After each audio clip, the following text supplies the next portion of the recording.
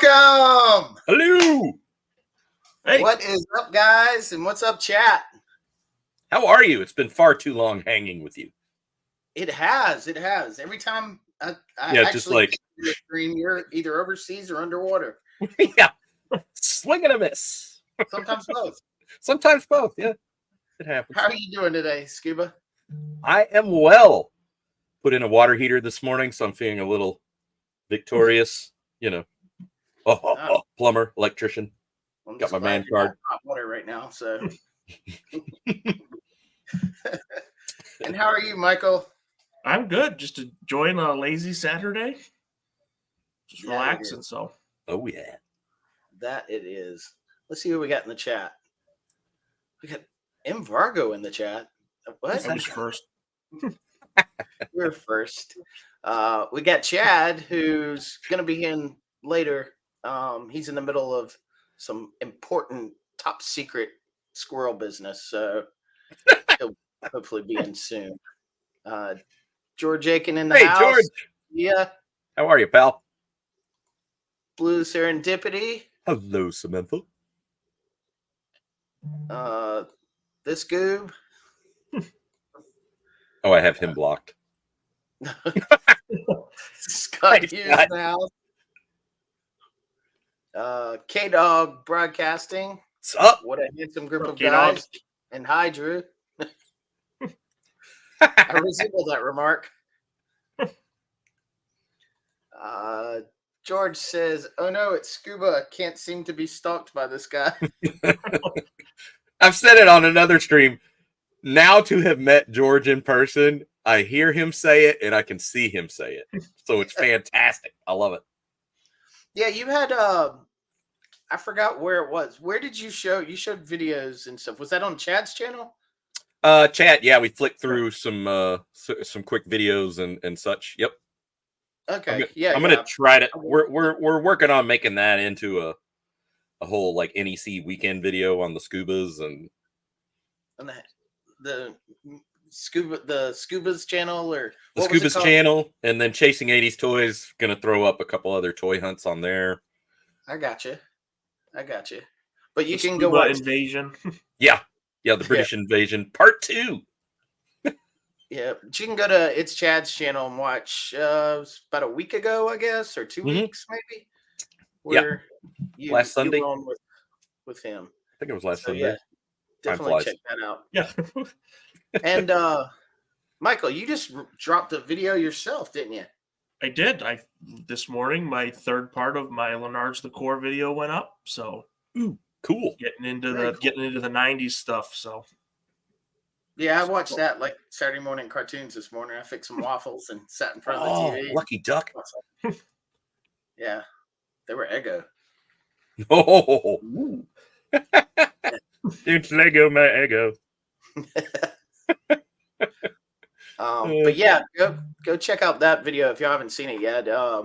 It's very interesting. I've always been curious about Lenard's the Core, and now that you're dropping these videos, I have a better understanding of the line. Yeah, that's that was my goal. Is there's more to it than just, hey, this was a cheaper alternative to G.I. Joe. They kind of had a little story going on. So right, yeah. There's some. They started off with the funky ones in the beginning, didn't they? Yeah. Wave 3 was psychedelic there. It's some serious fertile ground that I don't think is talked about a whole heck of a lot. So yeah.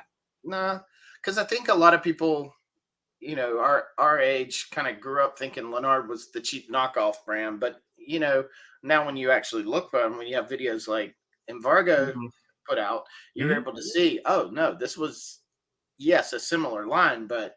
Yeah, it was made just as well. Yeah. Well, and that was like, when I was looking for videos, I was like, there's nothing here. So I've been doing a copious amount of research. I've been going through like old eBay listings through like 3 years, just trying to figure out when things were put out and when, how things lined up. And so, by the way, A+ for using the word copious. Zoe, it's the training's working, Zoe. Yeah.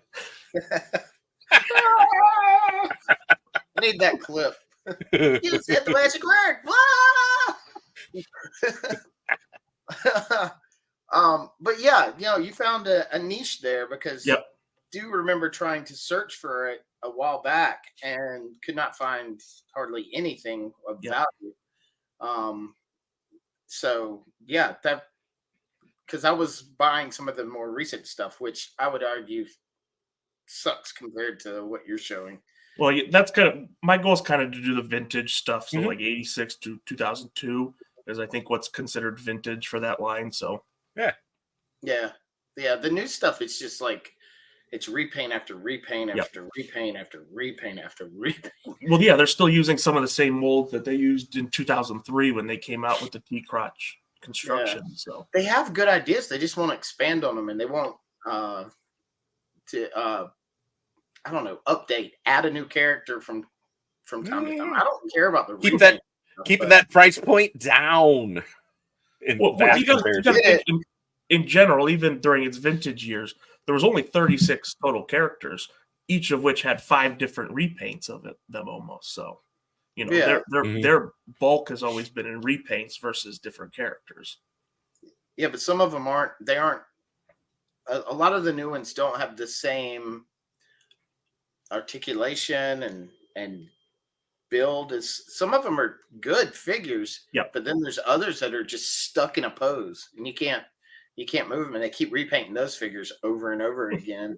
And the vehicles are they're good for what they are, and I love the great effect for and customs and when you see some place like Ireland where they've got or England for that matter, where they've got like a whole section of the core, and you're like, Yep. why don't we have this over in the States? Because it's just like, oh, you could you got that vehicle that you could morph into something for Joe or Action Force or yeah. like the mountain base that they made. Oh, yeah. Yeah, I miss that. That That's Guns of Navarone feel. two things I wanted. I want that mountain base, and I want the big cargo plane. Yeah. that they With made. the I with the miss that. wingspan that's Like very like you could jump off the roof with it. Expendables like. Yeah. Ah. Yeah. But yeah, if you're interested in the core and Leonard, go watch Embargo's video. He dropped it today, and you got like 2 other ones from the past couple months. Yep. So yeah, I mean they're not long. I think the longest one's 10 minutes. The other 2 are like 4 minutes each. So it won't take too long to watch them. Hey, Scott Hughes, I know you're modding in there with your blue wrench. Could you drop the link to those in the chat? Yeah, please. great. Thank you. We got V. Connolly in the chat. Hey, what's up? What's up, Fishay? Not top news here. Hey, Goon. Hey, George replying to you. I'm going to skip some of these that are just talking to each other.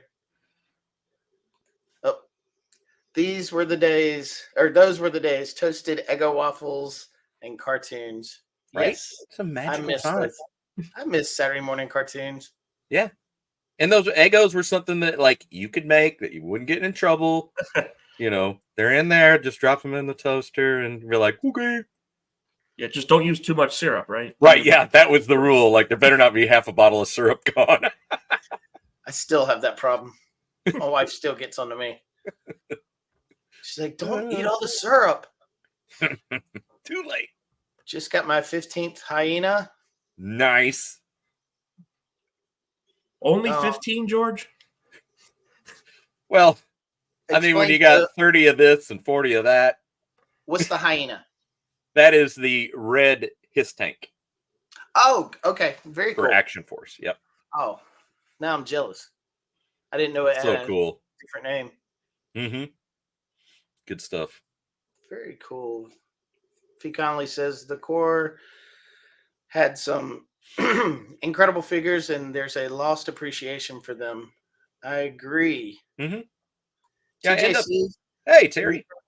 I end up stumbling into them, like you buy like a Joe job lot, and there's inevitably a couple sprinkled in there, and you're like, oh, who is this guy? Yeah. You're like, you're not Joe, but you're still cool. Yeah, like I said, I have a whole box of the newer stuff boxed up in the back. I just didn't have any shelf room to put it out. and it's kind of like the lower tier of my collection. If I had the old stuff, I'd probably have that out on display, but the newer stuff, not so much. Scott says, never had Lennards, but I did boost my G.I. Joe cannon fodder with Sergeant Rock. Same, Scott. Yep. I got two Sergeant Rocks in the prison in the headquarters. In the headquarters. I've still got my Zodiac boat. It doesn't have the little silver engine that clipped on the back, but I still have that Zodiac. And then I forget what the bad guy with the black beret and the mustache. He came with the bazooka, I think it was. I've still got him in the boat. I might. I can't remember which one. But it was cool because the boat, it did float. So you take it to the creek. Drew's like, I probably have that. Let me go see. There you go. Well, I don't check the archives. Hey, G-Force. Is that the one you're talking about? Yeah. Only they made them in jet black. Oh, okay. Yeah, I only have these two, and I have no weapons. So cool. They're prisoners. Oh, I like this mustache. They look. I throw them back in jail.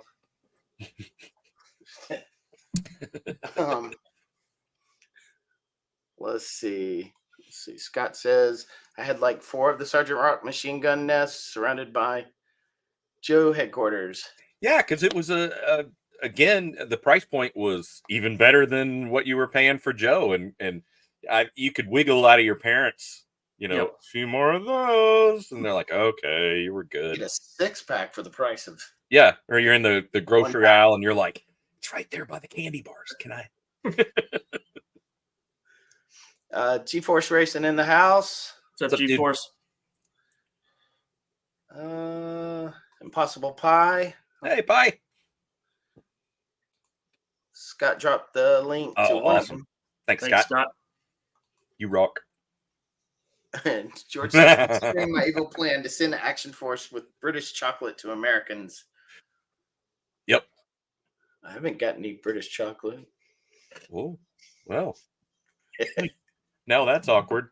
Of course, I've got 30 pounds of it upstairs, so I think I can fix you up. Yeah, did you stock up when you were there? Not only did Leslie and I stock up, with our favorites, we did a quick live stream when we were in Blackpool with Cy and Claire and Leslie. But the talk was, what haven't you tried, British sweets wise? And so a lot of people, including Terry, were taking notes, and they brought it to the NEC weekend, hangout. And they were arriving with bags, of treats and biscuits and chocolates. And I kept running them up to the room because Leslie was up there, and she was like, what are you doing? And I'm like, I don't know what's happening. I'm like, we can set up a grocery store. So is there kind. Is there a difference between like the chocolates in America? And I know that America tends to put a lot of processed crap in versus overseas. Yeah, usually tend to be pure. The flavor's just unbeatable. I don't know. You've got the extra milk fats in there that just make it more velvety in your mouth. I've once heard someone from England say that Hershey's tasted like and smells like sick. And actually, if you have some Cadbury's and then go and pick up a Hershey bar and kind of smell it, and you're like, oh, that's not. I truly believe that our government wants us dead. So yeah, let's put as much. No, that's not healthy. Eat this instead. This has pesticides. You're lucky. It can sit on this shelf for the next year, and it's A-okay.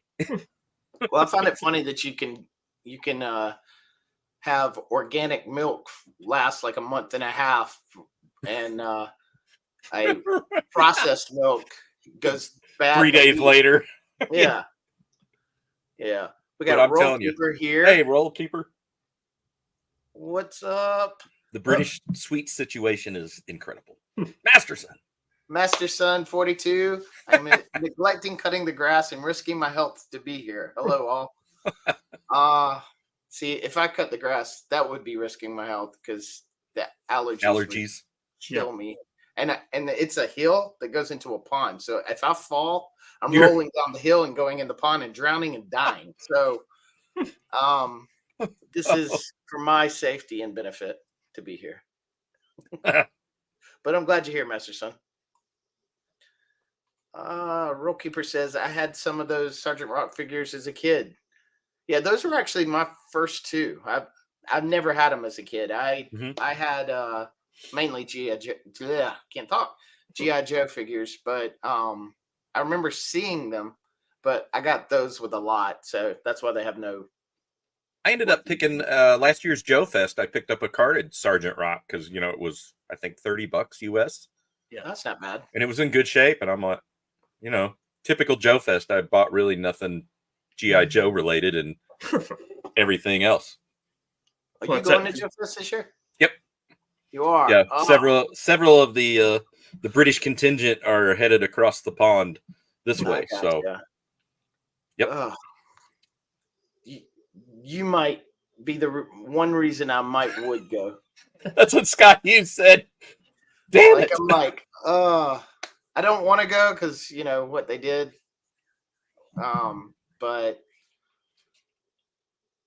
I do like you, so. Well, thanks. I like you too. So we'll see. Got Figuremonger in the house. What's up, Eric? How are you? Got to catch the rest on replay. Love the replayers. Yep. G-Force, George, I mean, all of those criteria. And he also mowed earlier today. Well, there you go.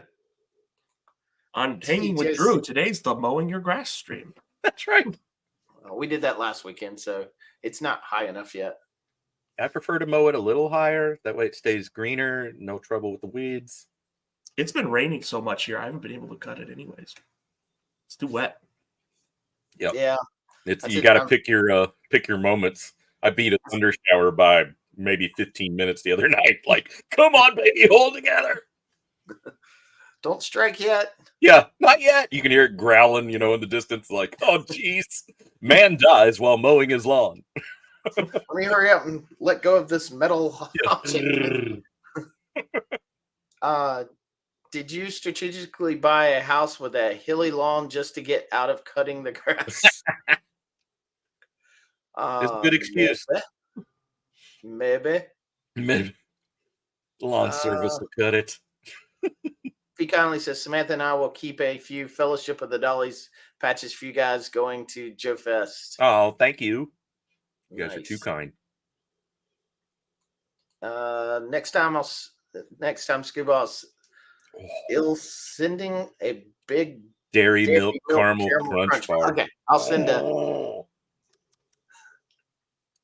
so good. Yeah, everything overseas better. I'm really addicted. Not to backtrack, but I'm really addicted to like the whole chocolate orange pairing because they have it like Terry's chocolate oranges that comes as an orange and you smack it and then the slices and you can just. Yeah, my wife did a semester abroad when she was in college in England, and she's can't eat chocolate here anymore. It's kind of life changing when you have it over there. You're just like, oh, now this is a treat. Well, I caught up on the chat, but Jeff is here too. Hey, Jeff. Hey, Jeff. Oh, did he come in? Yep, Sorry. just popped in. I clicked off of the screen. Where is he? Oh, just Jeff. Hey. Good to see you, bud. Well, I figured we'd go into one of my favorite segments. It's showtime. Which I'll pick up recently. Wow. Go ahead, Michael. Really, I haven't picked up a whole lot recently in the past few weeks. I mean, the last kind of big stuff I picked up was some Joe stuff that I unboxed with Chad on my channel. So some of the later 90s Joe stuff. Yeah. Hold on, I'm going to make you big so you can see it better. Very nice. Ta-da! Aren't you glad you got that big tank? I am, actually. Very cool. Very cool. What about you, Scuba? I got Yeah, quite a lot. Okay. I'm going to let everybody know, thanks to Michael, I'm now addicted to several anime series, and one of them is Haganai, which is hilarious. So yeah, I did it. I have God. an anime statue. This is Senna, and it's from the Maid episode or should say yeah, like they were gonna wait on you, which was quite funny because Senna's packing some huge tracts of land. Anyway, it's a lot less creepy than I probably made it sound. But I wanted a couple of those because the comedy on the show is hilarious. So if you're into anime and you haven't seen Haganai, I highly recommend it. Yeah. I have I don't know. I just can't get into anime. I don't. This is I mean, I wouldn't there think are that. exceptions. Yes, and that this is a great exception. I also we're talking scales. Oh, let me. Nice. Nice. Little 12-inch Luke action. He doesn't have any accessories, Ah, but he's in really good nick. BV's got really a buddy. great shape. Yeah. And I got where is he? Oh, have stuff all over it. And a even better shape R2. I mean, the chrome on that baby. Nice. Yep. So Almost see Is that the one with the yourself in remote reflection. control? right. No, this one's not the remote control one. Okay. It's just got like the data plans in the back. Sorry, I mean. So I'm going to upgrade mine. That was Okay. a great purchase from Yeah, I got my. the remote one in that big lot from last year. Nice. So I thought that was the same one, but very similar. Also got the Oh, Stan Solo nice. Empire, bad droid, because he's the one scouting the rebel troopers, after they've taken over the Tantive 4, like you're in trouble, you're going to detention. I need that. And I showed this on another stream, but my first NECA, Ming. Do I have that Ming? I have the green one. Well, he's got the ring. Look out. This is the movie version. Yeah. And I, of course, did get Flash. Nice. Oh, Yeah, I have the comic version of both of those. So cool. Yeah, so I kind of do just wanna been all get over that the one. place with pickups and that is scales. cool. Yeah, I like that. TJC says, "Don't forget the arrogant Custard creams, which is a delightful biscuit. We would call it a cookie. And I think when you eat custard creams, you have to kind of eat it with your pinky out just because they're fancy. Yeah, they're really good, though. Just Jeff says, trying to kit bash a Bruce Wayne Legend scale figure. So far, not a good time. Oh, no. Well, then. Got Jeff Morris in the house. Good to see you. Hey, Jeff. Scott with faces for some reason. I don't. Nope, sounds pretty creepy. No, I'm lost, but the Haganai, creepy. oh yeah. I wasn't gonna say it, but if you like your comedy dark, now there's some seriously twisted anime that I've come across. Sadly, because Crunchyroll recommends well, if you liked Haganai, you might like, and you're like, okay, I don't know, I'll give it a shot, and you're like, oh, sweet Jesus, no, Yeah, Michael's playing those clips from some show last night, the anime, and I'm like, the Four Christmases, Vince Vaughn. Yep. We just say that. Impossible Boss said, "Is that One Piece?" I think you already answered that. Nope, Haganai. Yeah, I think he means they're just like statues. I think, right? Oh yeah. Sorry. Yeah. Yeah. That's just a statue. Shipped it over from Japan off of eBay. Jeff Moore says, "I wish there was more Full Metal Alchemist stuff out there. There's almost nothing good for it." Yeah, I never got into that. I'm not really sure much about that. Kent Hey, Kent. Heltzinger is here. What's up, What's Ken? up, dude? Good to see you. Yes, Scuba came off an ultra creepy. You've been hanging out with Ty Scott and I too much. You guys are bad influences. Scott says I gave Michael my RC R2D2 with remote and intact antenna. I can't remember if my antenna was intact or not. Yeah, I don't think mine is. Heard that guy is pretty much. Ming! I do too, Masterson. So good. I would say, was Ming missing his legs? I think you had him bent, didn't you? Yeah, I got him bent. You know, it was kind of the final pose where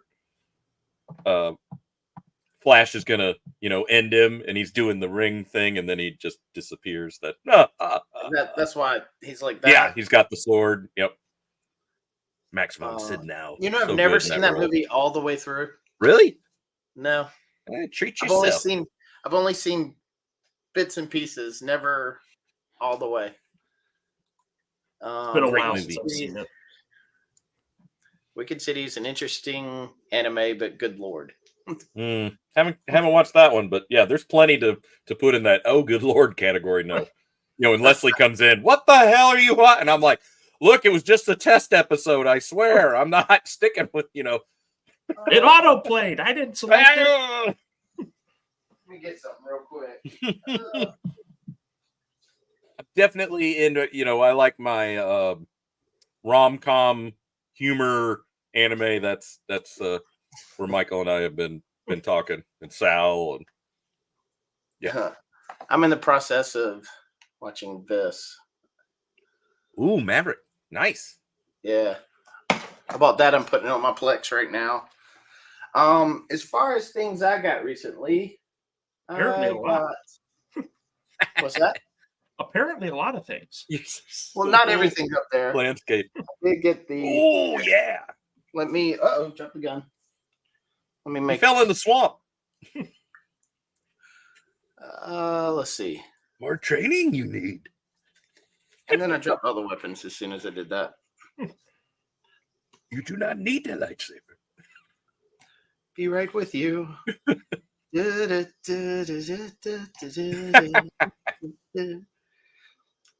All right. I got the Dagobah Luke. Oh, he did such a good job on that. Yeah, Stan Stolo's stuff is fantastic. It really is. You don't even know you're missing it until he shows it to you, and then you're like, oh, I must have. Oh yeah, that Leia's kick ass. Is it working? Sorry. Yeah. Okay. Yeah, the Leia looks good, and it came with the staff that I put it with the other Leia from the Jabba's palace, with the bounty hunter look. Ausch or however Bush, however people say it. Yeah. Boosh. And then I got the Empire Boba Fett. No disintegrations. Yeah, his Boba Fett's are fantastic. Mm-hmm. Yeah, it looks amazing. I couldn't pass it up. As far as I did get the Legend of the White Dragon figures in. I'm not sure if I showed these off last time or if they came in right afterwards, but wow, they look good. I hope the movie. Yeah, I've been digging mine. That's cool. Yep. I like the base that he's chosen for it too. Yeah, it's you can't really see, but it's got Legend. Yeah, you can see. Oh, it says Legend of, or it says Legend of the White Dragon with the helmet right there. So. Yep, and the other one's red. Yeah. Oh, very cool. You might be able to see the red one even better. Yeah, a little bit. Maybe if you turned on some lights, I could see it a little better, right? Don't see as good as I used to. No, I'm kidding. Yeah, it's just a shame this movie, it keeps getting pushed back. I would have liked it to the figures to have timed up with the movie. But... Yeah, definitely. Yeah. Well, with all the reshoots and everything, Wait, turtles are in this movie too? I'm confused. No, Turtles pimp themselves out to everybody now. Laser Pants hooked me up with these. Well, yeah, he has an L on his belt from Yeah. Laser. No, Yeah, that's why I picked this one. that's cool. They would be to hold up his pants. But I got all 4 of them. I'm not gonna pick them all up, but yeah, I missed the other ones and wanted to get these because I backed the party wagon. Uh-huh. And I figured I needed the figures for the party wagon, but were you a Turtles kid? Oh yeah, I was very much played with all the turtles. I got 3 new superpowers. I'm gonna try this without the thing. This is the Japanese looking one. Ooh. I'm really liking this line. That. I think this is the best thing McFarlane's doing right now.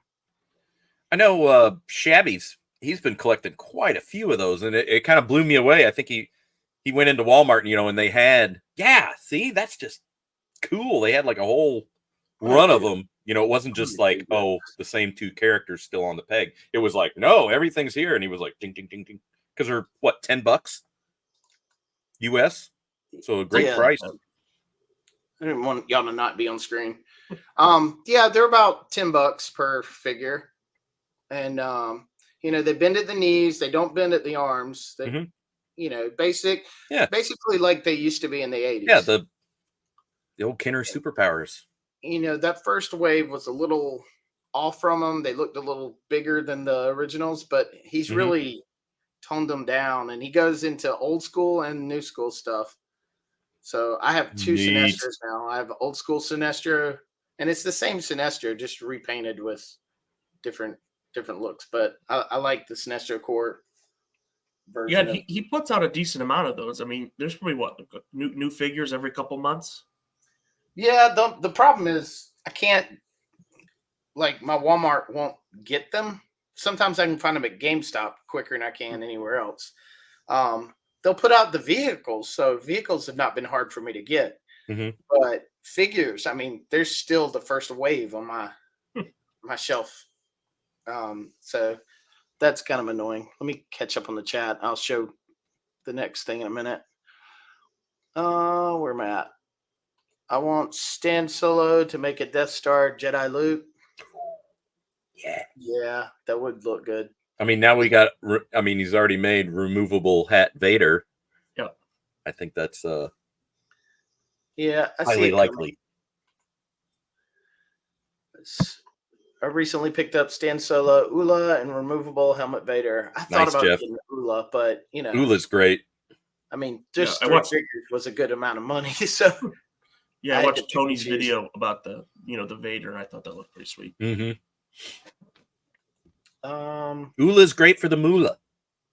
Just saying.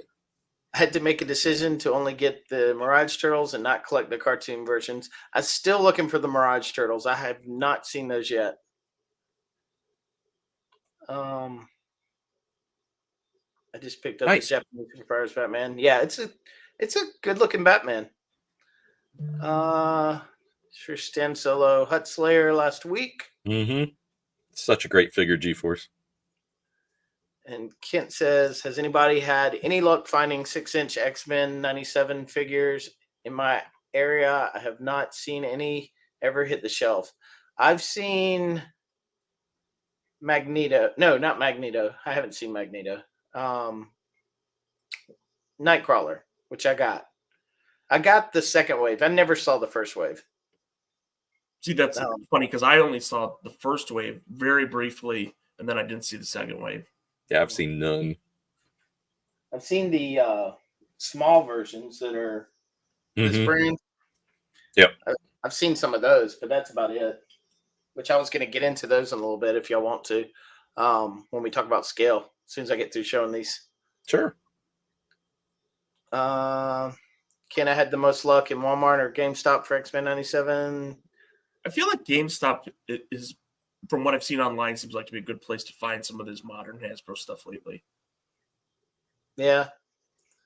Unless they get clogged shelves, then they don't Mhm. order it. But yeah, GeForce, he does, some like multi-store gauntlet runs, hunting for all the modern stuff. So if he says Walmart or GameStop, there you go. Staying on McFarlane, I just got this one in, which is, it's a typical McFarlane, but it looks pretty good. And the cape has wire. So Slick. You can pose it. You can pose the cape better than you can the figure. So, but and are those, because I'm not in that game, are those still like $20 or are they 25 or 20? They're 25 now, $24.99.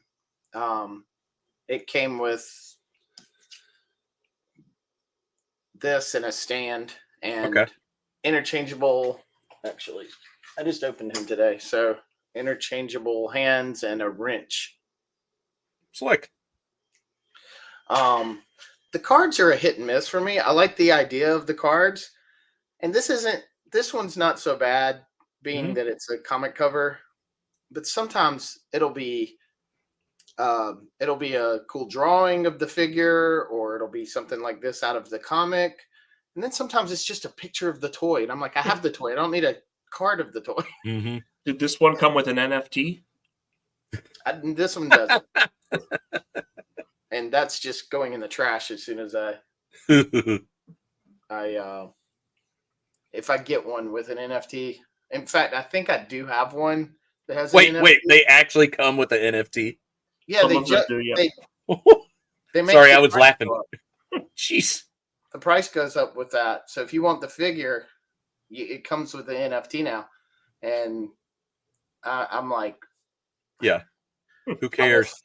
Throw it away. I have no use for. Little late to the boat, McFarlane. No, that's like 2 years ago at this point. Yeah. Yeah. You can virtually own it. Don't care. See, Roll Keeper says I've got all of them, but Cyclops at Target and Walmart. I think I saw. Cool. Yeah, we're talking about where we can find. Sounds like you got a good Target, Roll Keeper. Mine is like a wasteland of leftover nobody wants. My Walmart is in the process of redoing up the whole store, so they're putting a lot of things on clearance finally. So I've picked up quite a few things for cheap. I only picked up the Rogue figure 4-inch. It's still a McFarlane figure. Yeah, it's a cool toy. It's very bendable and to keep, and you can bend the arm, and it's got really cool poses. And an NFT. And an NFT, because I'm so behind on what's hip and cool. Ducka. Speaking of which, this is by far my favorite pickup right now. Ooh. The Shadow. I'm gonna put wow. Yeah. There you go. Yep. Blocking that light. That was the. That's Mezco, right? This is Mezco. This is my second Mezco I've ever bought. It was on a waiting list, and it finally went through, and I went.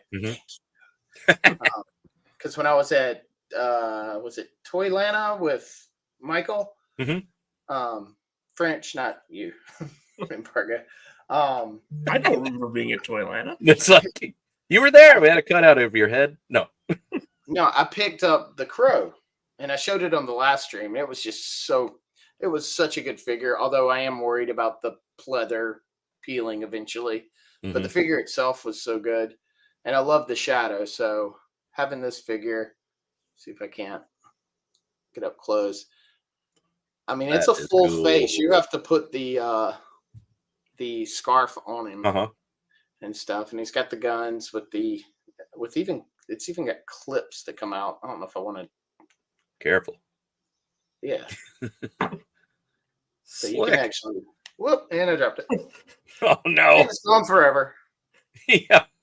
But they anticipate that because there are like 6 clips and 6 flash effects.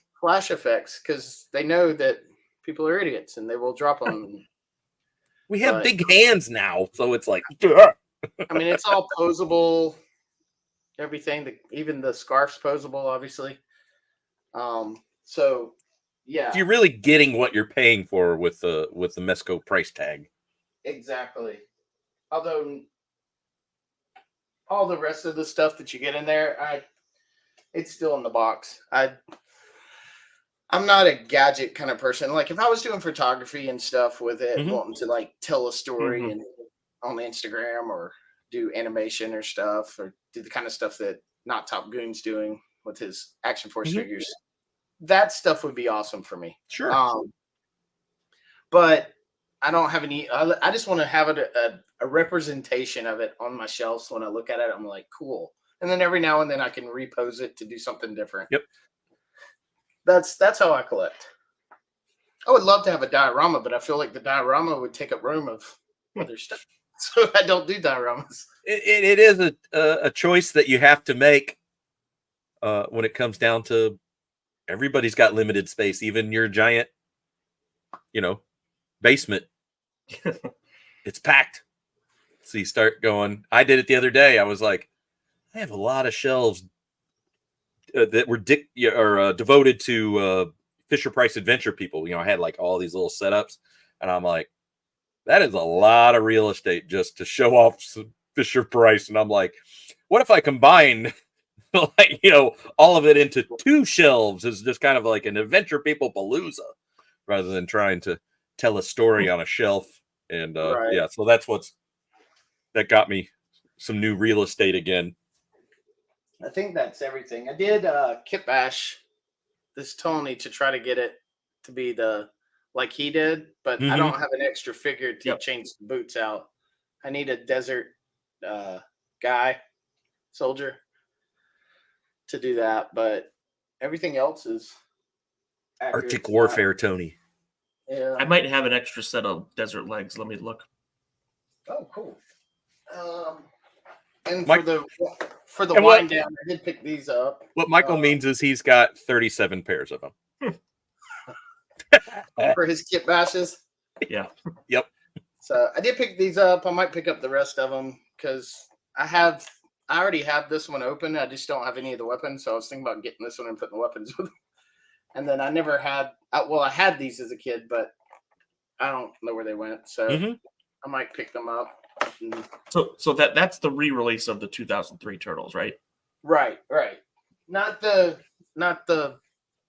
new ones with the articulation, but no, because I had the original. I had the 2003 ones in 2003. That's why. And then this finally came in, my Danger Girl print. Cool.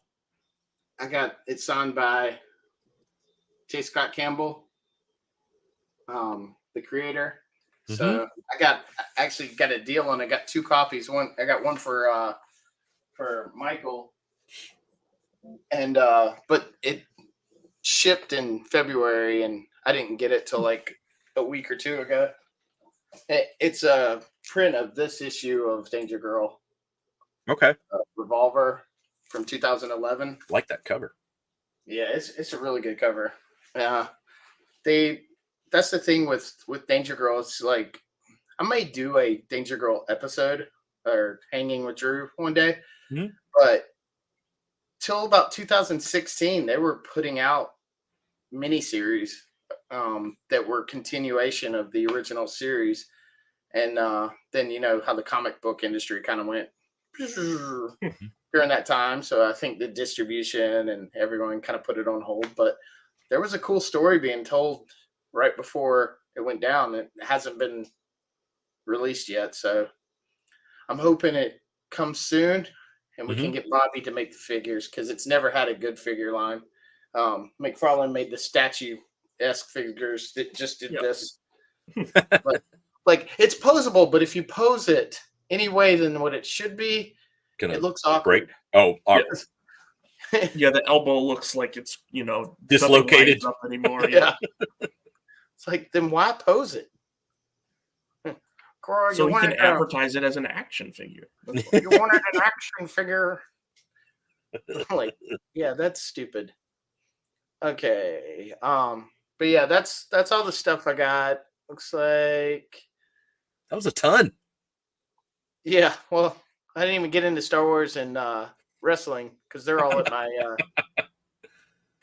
my Alternate location, yeah, secret storage unit. or my office. That's where I display that stuff. But I took a picture of I got the 3-pack of ghosts from Return of the Jedi. Mm-hmm. Yeah, the Force Ghosts. Force Ghosts, thank you. My brain doesn't work sometimes. It's all right. Ted Sear says, make sure those guns aren't actually loaded. Alec isn't greatest with that. That's so wrong. Oh, harsh.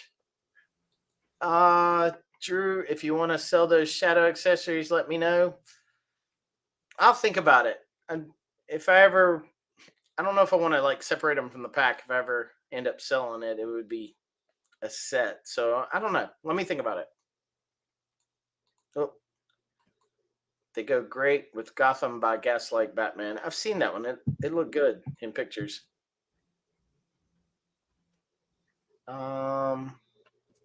Cool Danger Girl print. Yeah. Danger Girl has a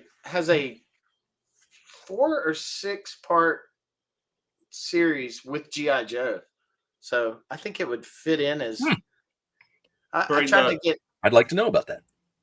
I tried to get Bobby to do a like Action Force, special unit, and how they do like GI Joe did with Street Fighter. They had the GI Joe. Yep. Special Street Fighter crossover event. Yeah, and do like a one-off of Abby Chase from Danger Girl and do that. But he's like, no one's really into Danger Girl anymore. And I'm like, because no one's putting out anything to make it. You put it out, it might get popular again. Maybe Bobby could be the catalyst. Ken says the new re-releases of the 03 Turtles pretty solid. Compared all 4 with my childhood ones, and they look great together.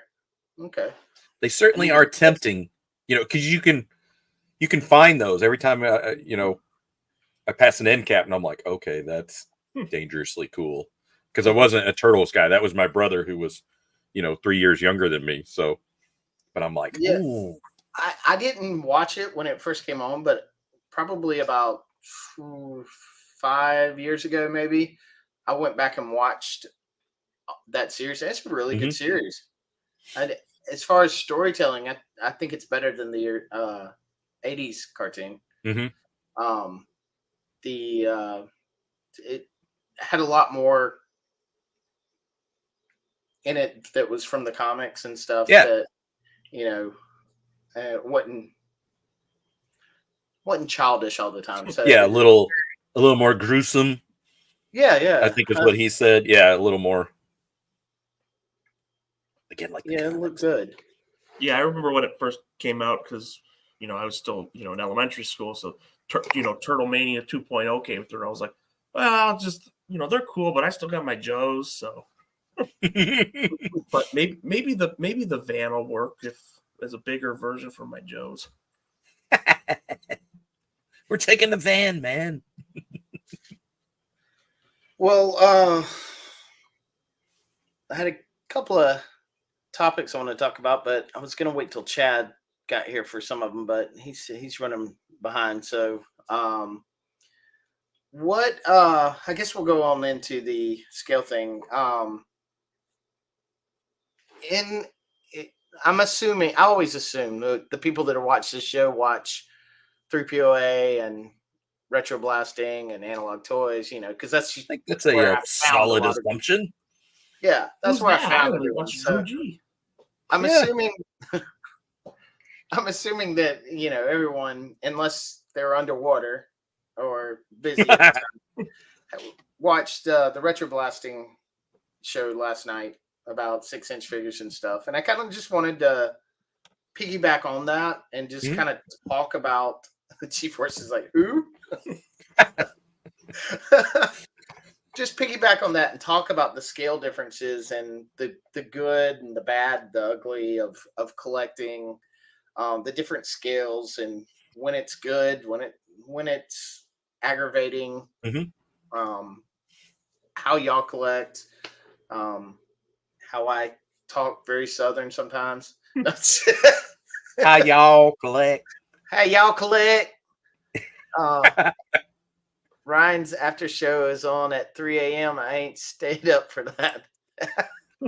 Yep. It's very Um, I'll late. stay up for it. Very It's late.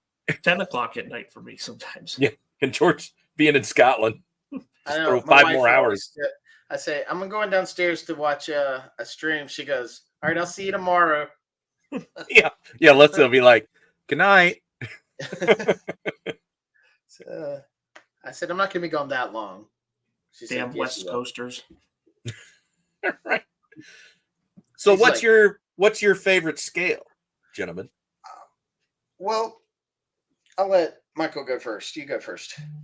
Well, 1/18th was the scale I grew up on. It was my favorite scale. I kind of got away from it for a little bit, but now it's kind of dragging me back in, and it's Mm-hmm. I would say really I dumped a lot of my 1/12 scale stuff. It's really just Action Force. Got a few classifieds that I have in my office at work, but it's really been the 1/18th is really starting to pull me back in because I came to the conclusion when I had all these classifieds, I was like, I just stare at them. I don't pick them up, but with all this like Lenard stuff, I'm picking it up. I'm rolling the vehicles around on the floor, and Nice. Yeah, that playability. yeah, it's That's really certainly a key. kind of what dragged me back into it. I mean, it's like, Are you I did tempted? Are you tempted by any of the? I'm just gonna stupidly lump it into small maker. Like call sign Longbow and Delta 17. Are you tempted by any of those yeah. So I figures? have my case. You Because can't I see am. behind me, but it's to my left. So I've got all of Strike Force Alpha, all of Nice. Delta 17. And I have Nice. the Skeletron, the Mhm. new Wolf Trooper that Yep. Grindstone Toys, Yeah. collabed with them for. So I've pretty much been keeping up with everything fan make. That's actually what really pulled me back into the 1/18th because Mhm. I had backed a lot of those Kickstarters, Yeah. kind of got out of 1/18th, and then that stuff started coming, and I was like, oh crap, this stuff's way too much fun. It is, and I like mishmashing it, with my Joe stuff. Yeah. Like different factions. I have my own Yeah. head canon going on. Yeah. What took you out of it originally? So I was when I first got back into adult collecting, I was 1/18th. I was, vintage Joe. It just got to when we were trying to buy a house. It was like, you know what, this stuff was all in storage at the time, or was at my grandparents' house. It was like, we need to buy a house. So I kind of got rid of that stuff, kept the 1/12 scale stuff I had because I was like, you know what, this stuff's still coming out. This will, satiate me for the time being Mhm. because but then once the those Kickstarters that I had back when I was still really heavy into 1/18 start coming, I was like, I'm going back to 1/18. Like because I knew like last year at Joe Fest, because I wasn't buying 1/18 at last year's Joe Fest, I was kept looking at stuff. I was like, if you pick something up now, it's good. You're gonna go right back down that rabbit hole. Yeah. G-Force says, I love 1/18th for the world building, and 1/12th is just nice to have that skill fig in your hands. 6 inches is nice to have in your hands. I agree. But you're not wrong, G-Force. I mean Chad, if he was here, he would be screaming world building, and I can't agree more because I love my play sets. Yep. Modern, vintage. I love play sets. I always have. And so to be able to set up a little scene, a diorama, if you want to call it that, but in this, the cantina or Pally Toys that's doing like the Baron Iron Blood layer. I'm like, are you kidding me? It let me put all my red shadows, like they're in the operations center and the Baron's holding court, with Black Major. I'm like, this is freaking cool. I'm supporting that. So that's a modern playset that I can't get enough of. And he's working on like Hoth Echo Base Med Chamber, a Wampa Cave, and it's just like hell yeah, because it's got that cardboard feel. It's that uh, plastic palatoy, feel to it. It's just good stuff. And then all the vintage stuff. Yeah, these days I'm like a whore for play sets. It will often not even be, it is the first introduction for a line now that I was like, it might be on the fence. But if you come across a play set from that particular line, it's in good shape, good price. It's like, okay. I know. I'm incredibly jealous of that Remco American Defense playset that you picked up. Yeah. Yep. That was just thinking of I gotta that. find one of those, and then I'll get into that line too. And yep.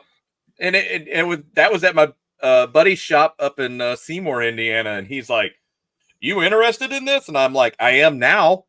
And he was like, "You don't collect this?" And I was like, yeah, I do." Like, put that on the peat pile. Yeah, I mean, I'm in complete agreement with you. And what Ted says here, Hasbro basically forced me into the 6-inch with the way they did Star Wars.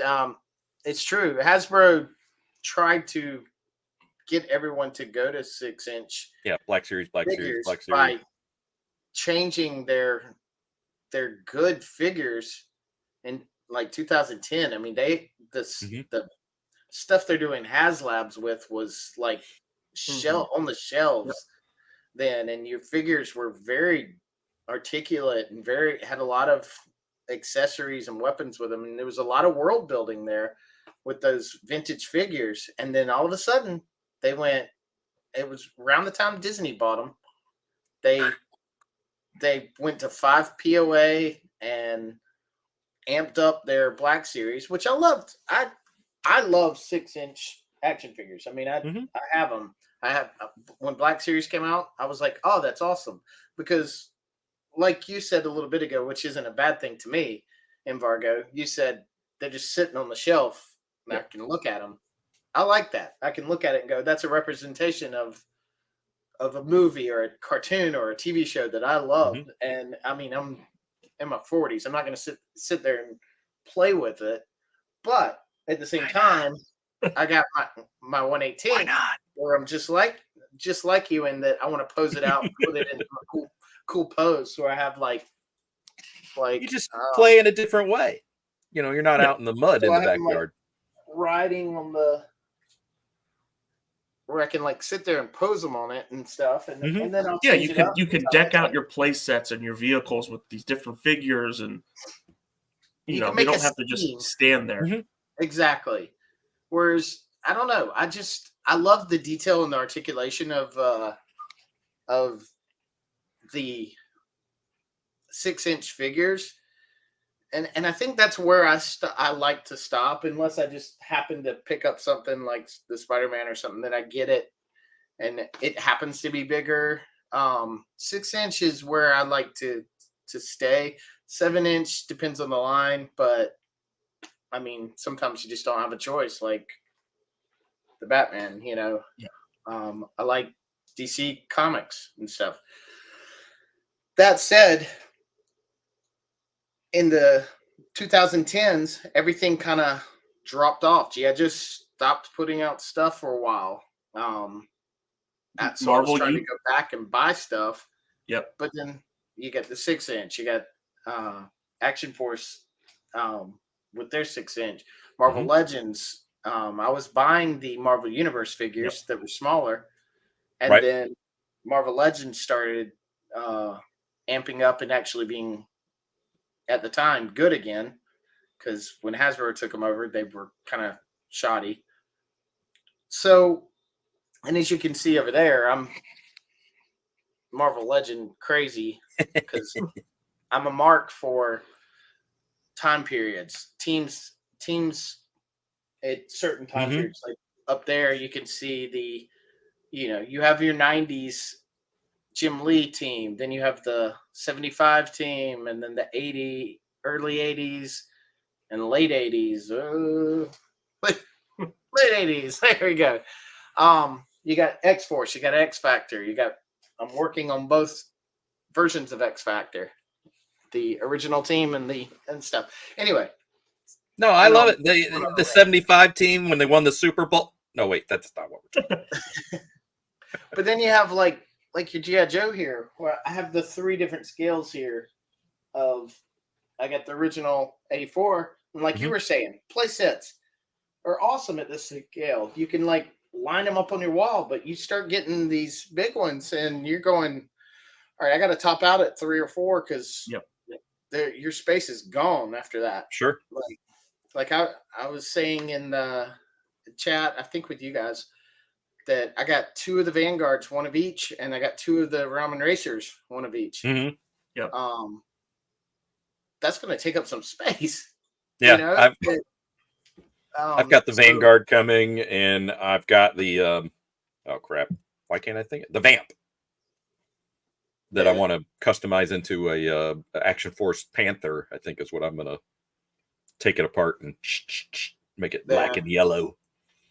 Well, they were talking about that last night, and I think it was Chronically Online said something about getting the 6-inch figures is just a placement for the things you love is all great, but when you start going like 30, 40 stormtroopers and they take up all your real estate with 6-inch figures, that becomes kind of it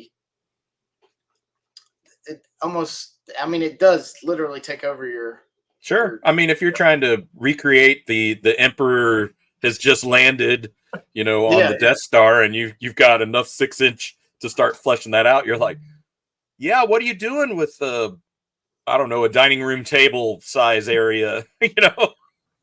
Not that isn't cool. I mean, I'm sure there's somebody out there that we don't know that has that, and you're like, holy hell, that is awesome. You see it, you think it's so cool, but but at the same time, you got to sacrifice. It's all about choices, obviously. Yeah. Especially when you're like us that collect everything. We're like, you collect G.I. Joe, you collect Motu, anything 70, 80 sci-fi. It's like, I mean, you're Lego. You have a variety of collecting, and when you don't hone in on one thing, like if Action Force is the only thing you're collecting, then go for it. Get all the big stuff because your whole shelves are going to be filled up with nothing but Action Force. But if you got G.I. Joe underneath it and Transformers and then Turtles and Robin, Marvel Legends, Power Rangers, everything under the sun, you're like, you start having to sacrifice some of your collection, and having smaller comes in handy in that situation.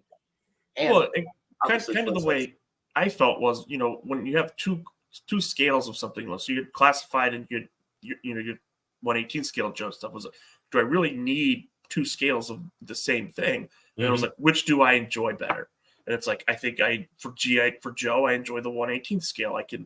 It looks good next to my Leonard stuff. It looks good next to all these independent stuff that's coming out. But for Action Force, which is 1/12 scale, I love that's it's its own line. And I'm fine with it being 1/12 scale. I just don't. I guess for me personally, I don't need 2 scales of the same IP. Right. I feel you. Yeah, I'm very with my classifieds, which is kind of like a shelf and a half in the details. It's very pick and choosy on those characters. And I'm looking at you, Cobra Eel. I still got to find one of those. That it's got to be something I really, really like as a figure when I was a kid. Yeah. That it's like, okay, I'll pick those up. Well, now that's like the few that I still have at my office at work, or like these are my favorite characters. Yeah, your sentimental fades. Yeah. Right. And these ones will stay at my work office, just just to be a little different from separation from the rest of the collection. But sure, right. But I think that's where 1/12 scale has its benefit is from a display factor. For if you really want a good version of your favorite character, then if you just really want a good beachhead, then just go ahead and pick up the retro beachhead that's coming out. Yeah, my another thing that I was gonna say, not to disagree with you because we're all different in the way we collect. You have one thing, it's a 12-inch or not 12-inch, 1/12 or 1/18. You prefer one. I, on the other hand, I'll buy both. Like I buy black series, but also buy vintage. Now they've priced me out on a lot of that stuff, so I haven't bought as much as I used to.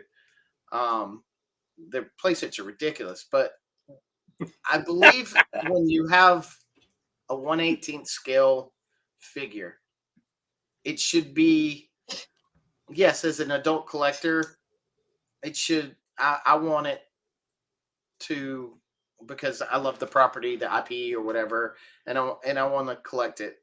But it should be it should be able to be played with. Whereas like a 6-inch figure, I don't feel like I feel like that is an adult collector size. Mm-hmm. It is. Well, it's certainly adult collector prices. Exactly. But I mean, like you get the figure, like when we were little, we played with these, little Toy Biz figures. My like still works. Had decent articulation, been at the arms, been at the knees and waist. You can do that with it. When I was little, I always wanted it to be able to do, splits and go out, but they couldn't do that. And maybe even turn the neck and stuff. I like the gimmick, but you could play with this and use your imagination and have fun with it. Put it in the little X-Wing thing or put it in your Batmobile or whatever you want to do, which I did with this. Actually, my original 89 Batmobile, I put an X through the bat symbol so Cyclops and Wolverine could drive in it. Nice. I know. That was crazy. It's Gotham. They stole it, But as a kid, I wanted parked it on the street. That kind of stuff. And, now they pretty much have that with these kind of figures. Mm-hmm. But these are made for kids. They look great. They're playable. You don't have like high-end articulation that you would have with a 6-inch figure. No, but there's still a lot going on. Yeah, there's still a lot going on.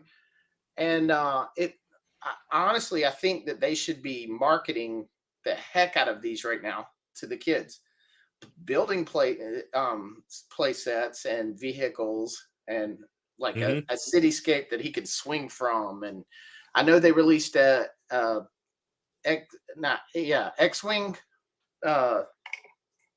X-Men, Firebird. Jet. They have one of those for the 97 figures, but as far as I know, that's the only thing I've seen other than like they have like specialty random Spider-Man and stuff with like a jetpack on and whatnot, which is still cool. And I mean, reminds me of the old Batman days when you get like laser Batman and Scuba Batman. Yeah, I have that one. That's a cool figure. But stuff like this, I mean, like this superpowers stuff should be being pushed to the kid, not made for the collector. The collector's gonna buy it because they like it anyway. Sure. Like I would buy this. I have a lot of the Jazzwares Batman figures with the Batmobiles and stuff. Yep. I have a collection of those in the other room, but they're not made for a 40-year-old man. They're made for a 7-year-old boy. But I like Batman, so I'm going to buy it anyway. The Marvel Legends small scale should have been these, and they should have been out a long time ago for kids, not for adults. Same with these. They should be on the shelves for the kids and promoted to the kids. They're in the toy aisle, but no kids are buying them. Well, no, they're not. We talk about this all the time. It's not backed up with anything else. There's no, more cartoony, age-appropriate movie for them to go see, unlike, like Turtles, Secret of the Ooze. My neighbor, he's still talking about that, loves Turtles, which is cool. So, I mean, you see that in very real time with what he's wanting, for his birthday or You've Been Good, versus like, oh, what's that? Anyway, Turtles, you know, Well, because he went and saw the movie. Well, Yeah. and Turtles runs commercials for their kid-oriented Right? products. Yeah. I mean, I know kids are watching less TV as they're watching more streaming services, but I still think you need to work in a way to have our targeted ads for these kids' toys to kids. Yeah. It is funny when you do get an actual toy ad on your YouTube and you're like, oh. Yeah. I mean, I love that stuff. Any way they can promote the toys and stuff, but it's got to be to kids. I mean, a lot of the stuff I watch, granted, there's a lot of action figure stuff that I'm watching, but a lot of it is like for adults. Like, Well, it's weird too because what was it? Imaginext, Imaginext, like yeah. Imaginext. The chunky figures. They've got all kinds of superpowers in that. But it's like after that, there's, what you just left that behind, and you're like, oh, video. Yeah. What do they grow into from that? Yeah. What is the next step? Which Yeah, it should be disconnect. It should be. I this. agree. But here's the problem with this. This is cool, but this is a kid's toy. It is made very playable for a kid. Yep. But it's from a cartoon that is a sequel to a cartoon that we loved as kids that is now upscaled to be adult. So any reason, from what I haven't watched the show, but I've heard about some of the adult themes that are in it. I've heard it's good, but I've heard there's a lot of adult themes in it and stuff that a parent may not want their kid watching. Yeah, X-Men 97 grew up is a grown-up version of the show that people that grew up with the original X-Men. So where is the X-Men animated show for today's kids? It should be a continuation that the new kids can watch and then go back and watch the old ones and then have the toys and the play sets that match that versus trying to appease. We love the original. We still love the original. I don't feel like we need it to have mature adult themes in it because it may be something I want to watch with my kids. And then I'm like, oh, no, not going to watch that. We'll watch the original. I mean, there's no reason to have multiple offerings of that depending on your age appropriateness, but they don't want to take any gambles. They want to invest here or there because, what if it doesn't do well? I mean, these are good looking figures. I enjoy it. Yeah. Fairly good articulation. This little thing you put over his eyes to make it look like he's shooting. Very cool. Little special effects. Cool gimmicks. Cool. And they don't take away from the figure. You can have the figure, clip on that to have a cool effect. And very cool. Where's the rest? Where's the media for this? Like, I have my 6-inch, but I love these too. I can't wait to have kids to buy stuff for. But I mean, if there's nothing, I know we're grandkids on the horizon in the 5-6 year kind of thing, and it's like, ooh, this is going to be good. Doesn't matter, boy or girl, we're covered. We have all these. I want to be like Grandpa Toy. Like, I want to go see Grandpa Toy. Come to Grandpa Scuba's. We're gonna have a good day. I don't want to leave Toyland. But G-Force is right. No parent is buying kids $30 action figures on a middle class. No way. They're not. They're not for kids. Not when your grocery bill's $300, $400, $500. Yeah. I mean, No. I've seen kids with these. We're having milk. Marvel Legends figures, but it's like they have two. Yeah, they have two figures. Which characters do you really like, and then we'll get you. You'll have your Iron Man and Captain America, but that's it. Most of them play with the Titan ones because there's no smaller ones to play with.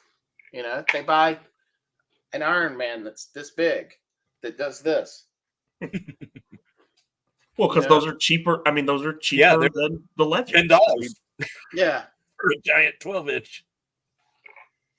but market it and put these out and have a cool play set and vehicles to go with them, like he did. I mean, Wolverine used to have this Jeep. They had the mini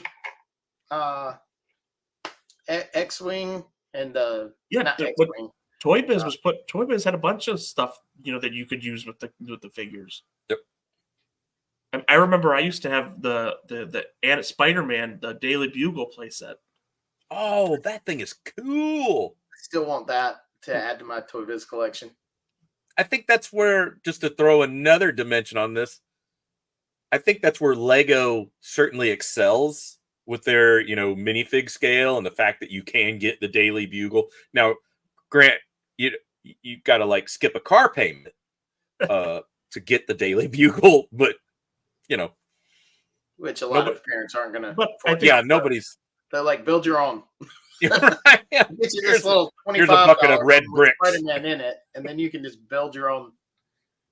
But I think Lego is smart because the way that they set their products, they have the preschool age stuff, then they have the 4+ stuff. Yeah, so as you grow up with Lego. You just go to the next stage, and they advertise based on what cartoons are on during the day or what they target those sets towards. So like, okay, it's early morning, so we'll show the preschool set ads, and then it's later, so we'll show the little bit more advanced stuff. And their set prices, depend really for grandpa and grandma shopping for a birthday gift that's going to be like out of this world, or all right, you've been good, you haven't bugged mom, I'm going to get you this little set. They've got that gamut. Heck, you can even buy just a blind bag minifig, for cheap. And I think that's they just do it well, and it's always available. Yep. I mean, when you go down the Lego aisle and go, oh, there's nothing here. Never. It's always well stocked. Completely. Unless it's Indiana Jones, and then no. Well, they only put out 2 sets, so right, yeah. It was weird. Little side note, those everything Indiana Jones was only in Target, and then all of a sudden, my Walmart got 3 sections for Indiana Jones and the Legos, and 1 set was on there, and I was like, "It's all right. The set already have." And none of the other sets ever showed up. And then all of a sudden they just took them down. Is it just the Well of Souls? And then yeah, it was like, okay, those never showed up. But yeah, it sucks because I'm nowhere near a Target. So I'm all these Target exclusives, if I don't get them online, then forget it. Well, that's the other thing is you've got all these retailer exclusives. Back 10, 15 years ago, you could go. I mean, there might be one exclusive in a line, but you can find the rest of the line at any store anywhere. Right. You can walk in and find all of the 25th anniversary Joe stuff at Walmart or Target or Toys R Us. You don't have to. You don't have to go. Okay, well, these are only at Target, so I guess we got to go to an hour to the Target to find these. So, yeah. I miss those days. I miss being a kid. We got to go to a Smith's toy shop in England, in Blackpool, and just kind of poke around. And it made me feel very Toys R Us-y / Children's Palace again, because product was to the rafters, 2 stories up. And it was just like, wow.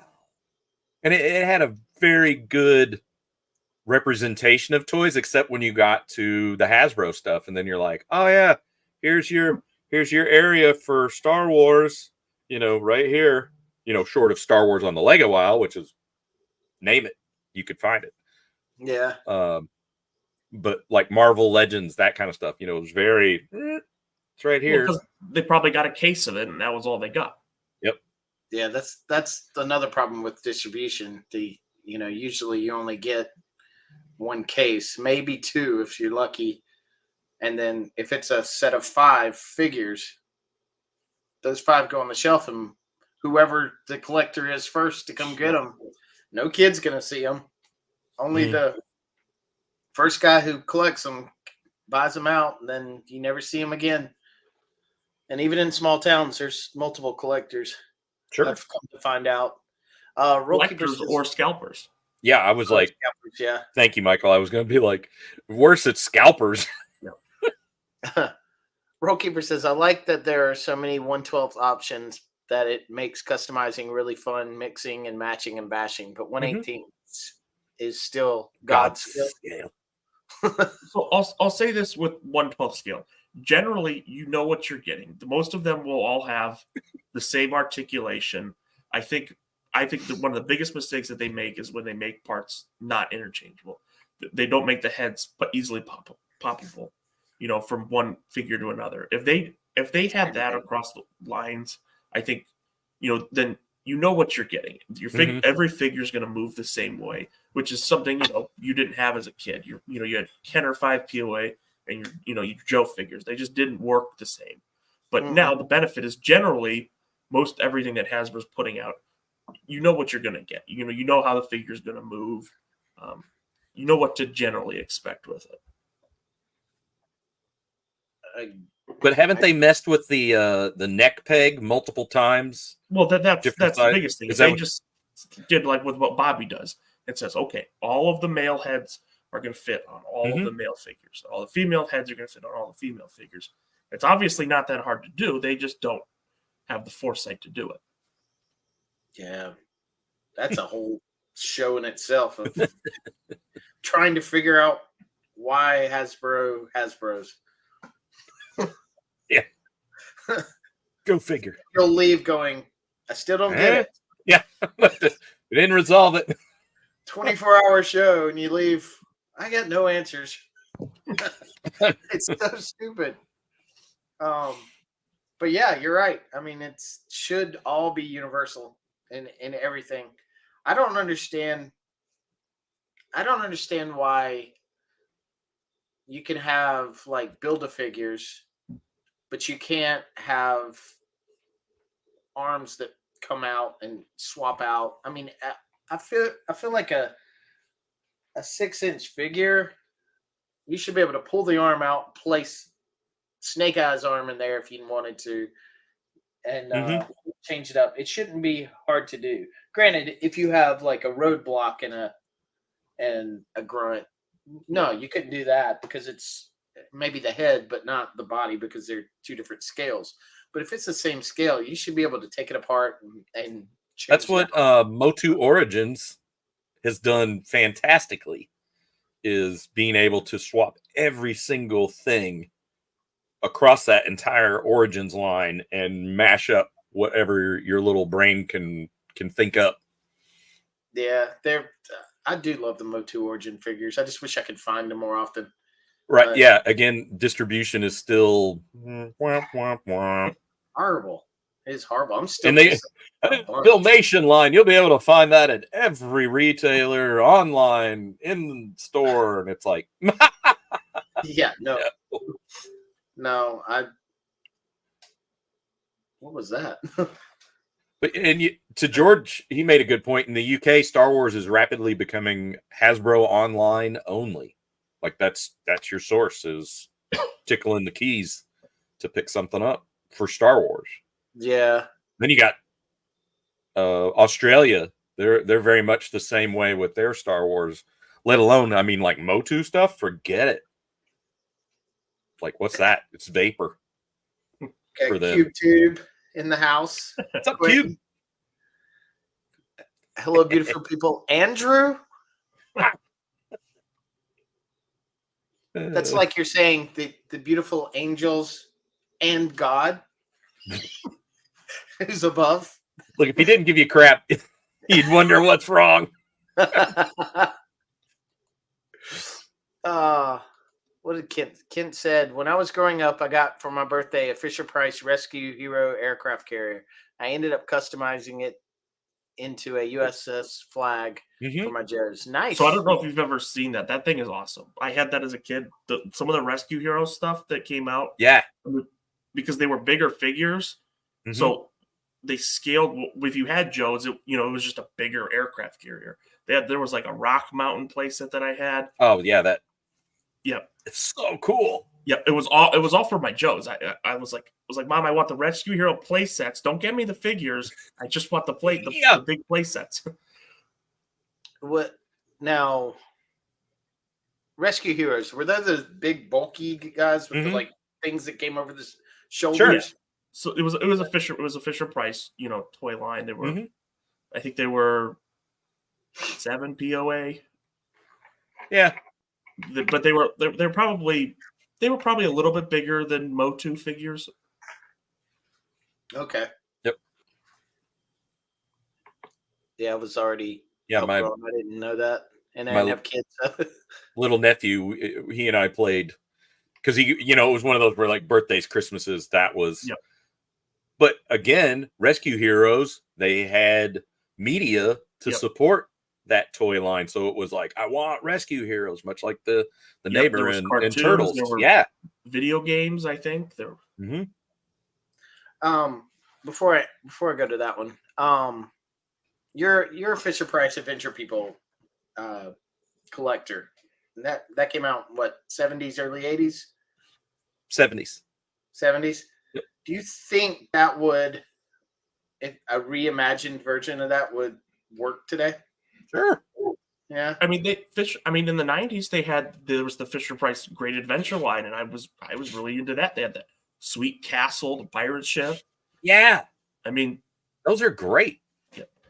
And again, they're built, rather indestructible, right? I mean, they can take a pounding during playtime and not, oh, well, that's going in the garbage. They were toys. Toys. I mean, they were toys for younger kids and that were designed to hold up. I mean, yep. But yeah, that castle's kick ass. I love that set. The castle that was at every daycare in the United States from like 95 to 2005.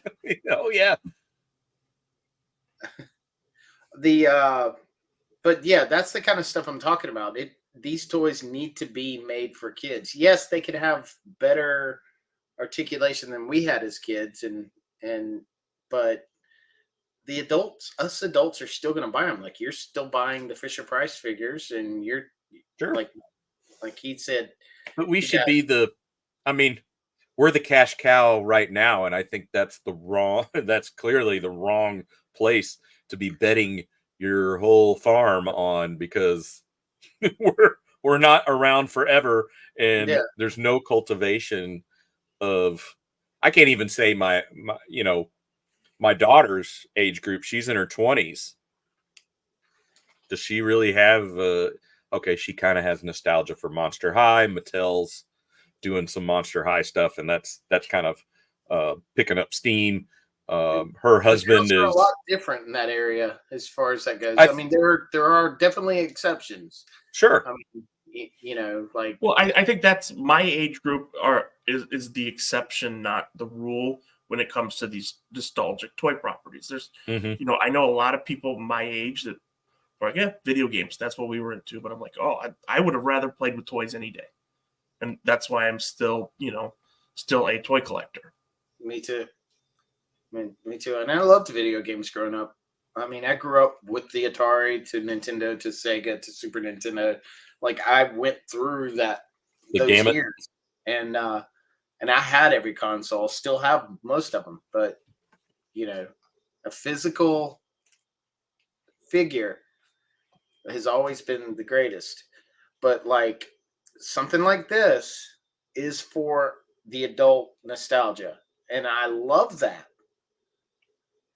But there's got to be something else for the kid. This can't be the kid toy. Nope. Need something for the sandbox. Yep. Need something for the sandbox, exactly, or the side of the hill. Yeah, down by the pond. Just roll them around. It'll be fun. The ditch. Yeah, we played in so many ditches. So many ditches. I dirtied so many toys. I think the market is, you can sustain a collector line and a kid line. I just think that there's, I think it's Hasbro. Hasbro is scared of diverting resources to something that they don't know is for sure going to sell.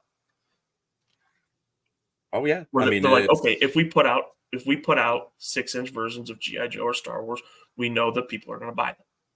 We don't know. We're not sure if we put out a new line of G.I. Joe for kids, if they're going to buy them or not. Well, and if you're not spending the money on the marketing, and to some degree, it's like post Star Wars Celebration. They tried, what's the little Jedi line, again, more of a kindergarten, very young like kiddo. Galactic Force or it's something Yeah, like Galactic that, right? Heroes, or maybe that's even older. For what brand? Star Wars. Like Jedi Academy. There we go. It was Yeah, Jedi the Jedi Academy. Academy's out right now, which is very Which is cool. And again, they got 3 to media 5. to support that. But okay, how about the 4-inch? Like where's those kind of characters? I mean, Yeah. you could say, even if Vintage Collection wasn't, let's roll it back. If Vintage Collection was more in that $10-13 range instead of all this, oh, it's super deluxe, it's now $25, $30, again, $30, where parents are like, yeah, no, I'm not buying you those. No, I mean, But it comes with 87 accessories, and be like, you'll have those lost. It's the same stuff that was said to us. You'll lose those in the carpet or outside faster than you could take them out of that box. even the Vintage Collection. I mean, it's great that it has the detail and stuff, but it should be for a kid. Cheap, not cheap made, but cheaper to, yeah. When they made vehicles, I mean, we know this. I'm just saying it out loud. Sure. I mean, it was hollow. There's not a lot of detail on the inside. It was, you put it together and you have your vehicle, the tires rolled, and you could put the figure in it. Yep. I didn't need to see every little intricate detail in here and look underneath and see, right. Yeah. The transaxle and yeah. It was like, hey, it's got a steering wheel. That's cool enough for me. Yeah. Right. Oh, neat. Right. Yeah. I feel like a lot of these bigger figures are made for the photographer. I mean, well, that's a certainly big slice of folks who purchase those, which is way cool. And I'm not against that, but when you have too much detail, that means like his tank and stuff, so much detail on the inside that's unnecessary for a display piece. In my eyes. I mean, granted, if you want that in there, that's great. Like I said with the shadow stuff, you have all these accessories and switchable heads and different stuff and switchable hands and stuff. That's great, but I'm only displaying one of them. Mm-hmm. And the cost, I have to pay for all of it. So if the price comes down, now I'm getting on a totally different topic here, but as my point is, the bigger stuff is for the collector. Like if you're getting something this big, yes, you want the detail. But if you're getting something small, you don't need the detail like Vintage has with all the intricate details of the X-Wing or the TIE Fighter, and it costs you like $140 to buy it now. Whereas 5 years ago, you could buy the same vehicle for $40. Mm-hmm. I mean, it because they marketed the Vintage to kids, but understood that adult collectors bought it too. So that's why they had a little bit more detail. Well, that later 2000 stuff, Star Wars, I was really into that as a kid, like the Clone Wars, that era of stuff, like 2008, 2009, 2010, when they kind of started, when the collectors really started picking up. But as a kid, those were still really fun figures. They weren't overly articulated. Mm-hmm. They did what you wanted them to do as a kid, and you still had vehicles and play sets to go along with them. Exactly. So. Exactly. And they weren't stupidly priced. Yeah, it was like $8, maybe. They were like $7. Yep. And I would buy like tons of them. I have a huge collection of clone troopers just lined up, because every time I'd go to Target when I lived in Atlanta, I would snag a few, one or two at a time, and I just built that collection out because there was $7. And that was on a college income. So right, yeah, ramen noodles and a clone trooper, please. I'm splurging. Oh, G-Force makes a good point here. Gen Xers, we were all we got to experience the what is the golden era of Reagan, deregulation for commercials, so that they fed us. We were brainwashed in a sense. in a good way. I mean, it's still a corporation, but think I about mean, those commercials. Even on like the YouTube, the kids commercials that are on on YouTube, they're not that great. Like, oh, it's a magic egg. Let's see what's hidden inside. And you're like, really? This is what we've devolved to as blind egg open it? Like, whoop-de-doo, Basil. Like, where are those Kenner kids playing with the superpowers in the backyard? Like, let's Yeah. see those commercials. But Well, they're it's too even- scared. They're too scared to kids create don't play that with stuff. toys. They watched adults play with toys. Yeah. They watch YouTube videos of, Yeah. hey, watch me open this egg. What will it be today? It's like, do you want one of those? No, I can watch it right here. Yeah. Well, that's like it was even in the late '90s and the early 2000s with the commercials I was seeing. You know, when GI Joe versus Cobra came out, it was, you know, here's the new GI Joe, here's the 6 Joes, and here's the 6 Cobras, and here's the vehicles. Create your own battle. You know, Yeah. you decide who wins. You know? Right. Yeah, Right. that whole you decide. Yep, that was a good hook. I hate to ring off, but I promise Yes, you got a pretty you got lady a in my good- life that we're doing some dinner. So Yes. I wish I could come. I wish you could too. I wish we were all. We need to develop teleportation. That's I know that's the one thing that I'll be Star right Trek we haven't gotten to yet. Everything else they did. Yeah, we have. Hello, computer. We've gone beyond the flip phone. Yep, that's right. Now we're just at the data pads. Yeah, we need two to beam up. That would be cool. I know. I hate traveling, but I want to go everywhere. There you go. All right, great to hang with you guys. Yep, Thank you great hanging, so much, Scuba. Drew. Hanging with you too. Thank you for the invite. It's been far too long, and I hope we get to do this again. Always, man. Love having you. Thanks. See you guys. Sayonara. Bye-bye. Bye. Yeah, he said he had to go with Leslie and the fam to go out to eat at 6. So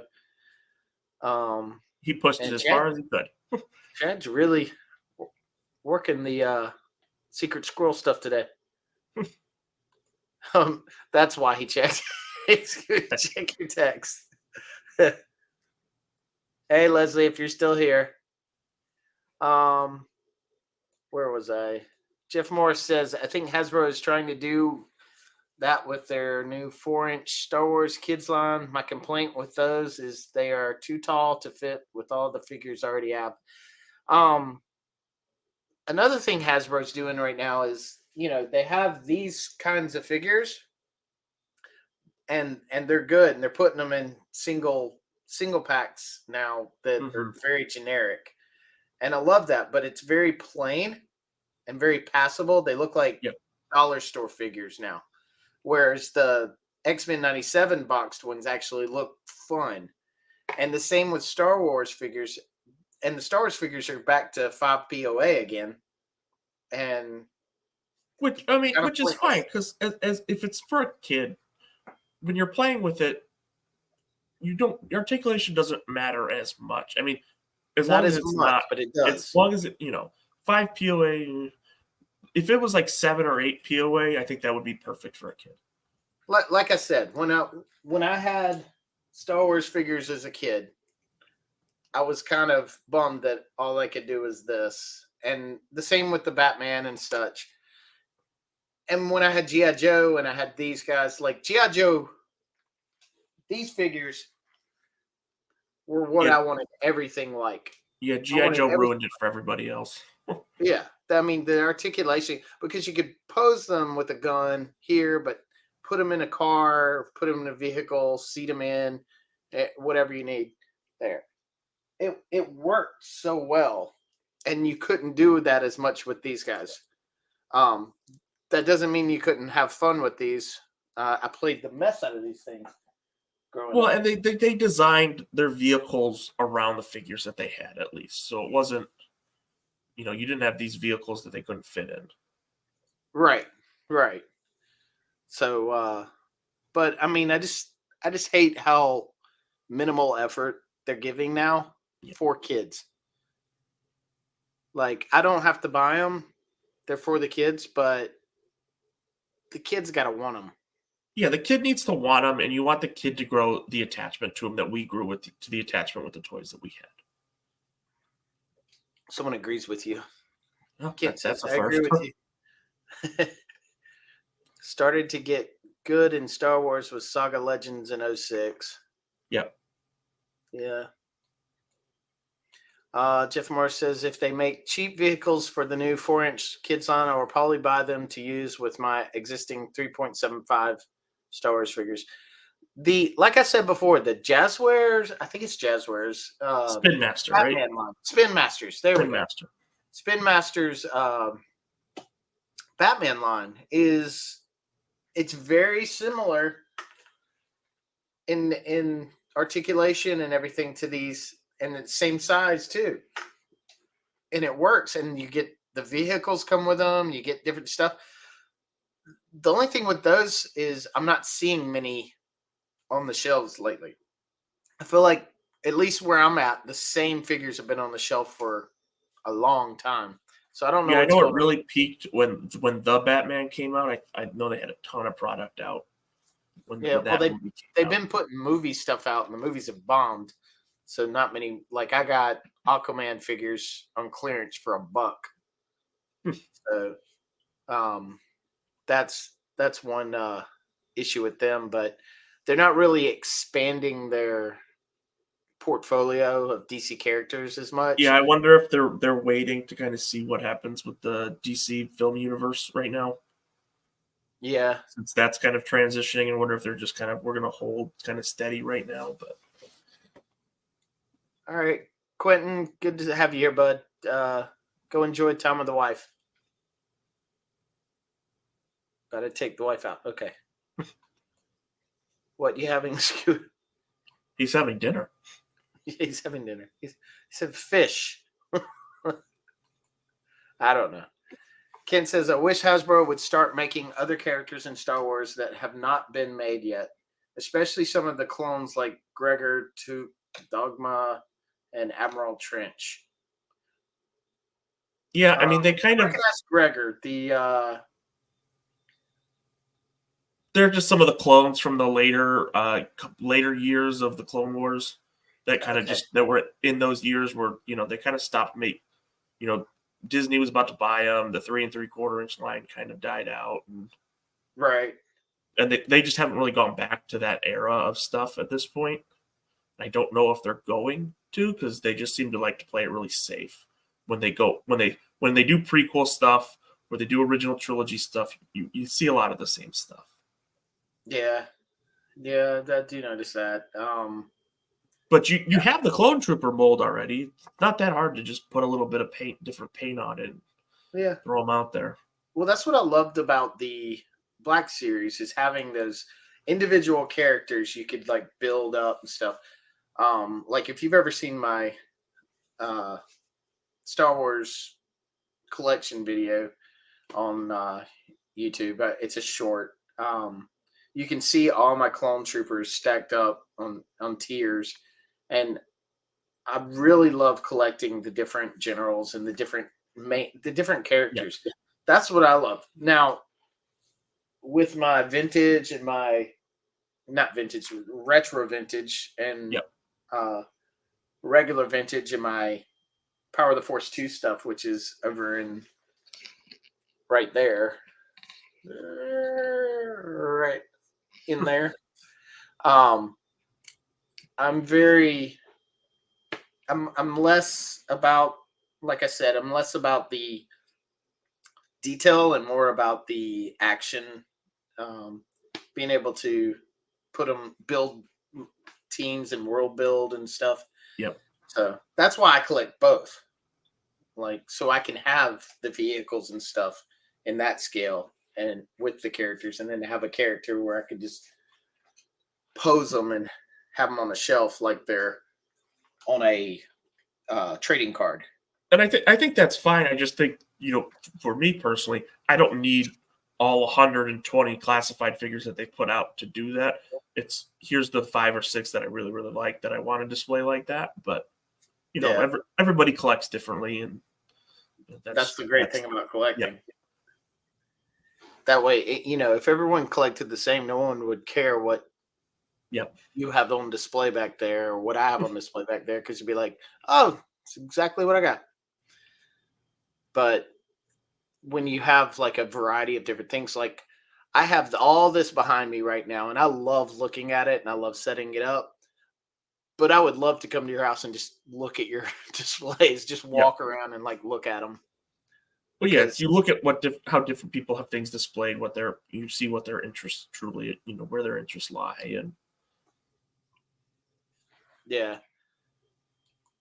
George says, remember last year we had at least 9 different ARC troopers in the vintage line.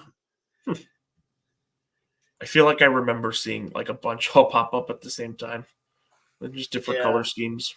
Vintage has just gotten ridiculous. Like they know people want it, so they ever since the HasLab sail barge came out, I mean, they figured people will pay that much for the barge. Everything went up in price. Like, I mean, you get a half a hallway for $60-$70, and you have to wait till clearance for it to get there. Figures are costing like what just a few years ago the Black Series cost. Yeah, I mean they're like $15 a figure almost now, right? Or are they more than that? I mean, they're $14.99, I believe, at this point. They may go up again. I've literally you've stopped buying seen, them. some people were talking in the comments about the the leaks for the Cantina HasLab. Yeah, I mean that's $400 or $500 for that. I wouldn't buy it. I wouldn't. I don't think I would pay $100 for that. Now, if you released a figure, maybe a 2-pack with the table setting, or like Han and Greedo sitting at the table as a set, and then an alien pack with 2 other figures, and you could like build out the diorama, that would be cool. I would probably buy them all. I'd be like, oh, I'm gonna buy this set and this set and this set. Oh, and I gotta get this one so I can get the bar. And I would do that, and it would probably end up costing me like $300 after it's all over. But I'd have all those figures and aliens to go with it.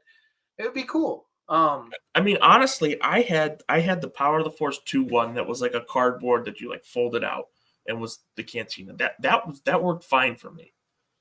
That's all I needed. I don't need injected molded plastic. A full injected molded plastic playset to represent that. Right. I don't need a 4-walled building to have, because I mean I heard some people going, where's the other side? I'm like, if you had the other side, you wouldn't be able to see it. If you had that on display, you'd be like, you're gonna look at the back of it, because yep.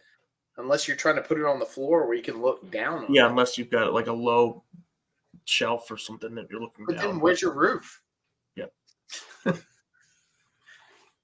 So, and at that point, you might as well just get the Lego one that opens up, you can play with. Right. I would rather spend $400 to $500 on vintage toys than a HasLab. Yeah, I mean, I've bought HasLab stuff. I'm in agreement. I don't like the HasLab model, but if I were a business person that owned a big company like that, I can understand it from that point of it's not a risk in that sense. But at the same time, I'm like, you gotta put it out there for the masses to see, to get the appeal. And when you have it very confined like that, you're not going to get, like, I believe a lot of these HasLabs would have sold more had they been mass produced. Granted, there would be a lot of loss, not loss in, I think the game would be higher than the loss, but I think there would be a lot of extra loss by making mass. But you would have 15 years ago, Star Wars was putting out the big Millennium Falcon, the big, AT-AT walkers in retail shelves. And you could, so I think a lot of these HasLabs 15 years ago, you probably would have seen them on the shelves. I mean, I don't, that Ghost, it's bigger than the Millennium Falcon, but I don't think it's that bigger, where I think 15 years ago, it could have been on the shelf. Yeah, it could have been. I mean, that Millennium Falcon was what? It originally ran for like 150, and then they re-released it for like as Force Awakens for like 200. 400, and then I think it was like 400. Then the I thought they released. I thought that was like third release. Maybe, yeah. Because I'm pretty sure it released for like 150 as the original Millennium Falcon. Then they released it again in Force Awakens, and it was like $200 or something. And then it got released again as a Target exclusive for Galaxy's Edge, right? And that was like $400. Ridiculous how much double dipping they did. Kent says, I also think that selection has also killed kids' interest. I remember when you could go into a store and find 50 different characters and figures would keep coming out. Exactly. Well, you would have waves. I mean, you'd have waves of 15, 20 figures that would all come out at the same time. And then it would give you a tease of what the next wave that's coming out later that year is. So, where now it's here's 2 figures, here's 2 figures, here's 3 figures, here's 2 figures, where there's not, there's no. And they're all overpriced. So, your parents are going, you can have one. I mean, we had that problem when we were younger too, but I mean, they weren't that expensive either. Yeah.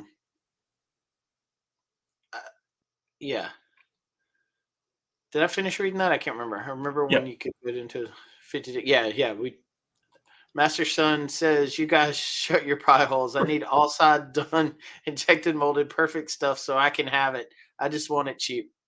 And then get a mini camera to put inside of it so you can watch it on your TV and 360 and make sure it's lit up because you can't see it with all the walls. Ken says, now it's like 10 figures a year. I don't think kids can keep interest in something to wait for certain characters. Yeah, it's opposite for adults though. They're putting out 5 figures every other month. Well, yeah, Classified had 80 figures, like 60 or 70 figures released last year alone. And if $25 plus a figure. If you're like me, Marvel Legend collector, Black Series collector, I was Lightning Collection collector, Transformer collector, Classified collector. You're getting hit with all these figures all at once, and then they do the stupid thing where they take it out of your account the same day. You're like, oh, you're killing me, Smalls. But they need to flip that. That model. Scott says, just consider this. The USS Flag would only cost $313.44 in 2024. The Cantina is not as big as the Flag. Where's that extra money going? Their pockets. Master Son says, good point. Yeah. It's greed. They want to make the most money off of adults. The least amount of product that they can put. Who will the smallest amount of tooling and cost. So for the Hasbros to kiss their ass. that's I mean it's ridiculous how much waste and how much they're screwing us over. And it's not the designers. The designers are trying to put in as much stuff as they can. It's that their bosses say, nah, cut that, raise the price, cut that. And we know that because Bobby said that they did that to him all the time. When he was there. Like he wasn't able to put the arrow with Yondu or something. Yep. Which was the stupidest thing. Where literally the figure had a slot tool on his leg to hold the arrow. Mm-hmm. So, yeah. I mean, stupid choices like that. I mean, I never understand why people that in that position that have no idea what they're talking about.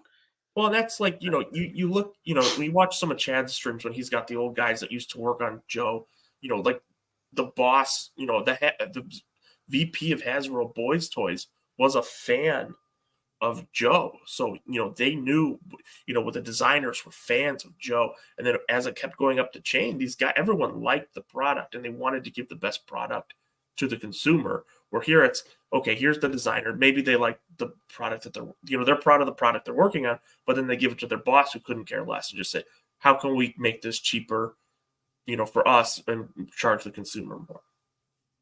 Yeah. Yeah. I mean, I get the point of trying to stay in budget and wanting to get creative, do what you want to do, but do it at this price point, and then we'll figure it out from there. But yeah, I feel like that's out the door, and now it's just like I don't Well, it's care about that. Take that away. how can we appease the shareholders versus how can we please the consumer? Yeah, I agree. What did Kent say? It is probably going into the CEO like with all the money when they cut their employees. Yeah, I mean, there's a lot of greed in that. I'm not against capitalism, but I am against evil capitalism and selfish endeavors that screw not only the customer but their employees.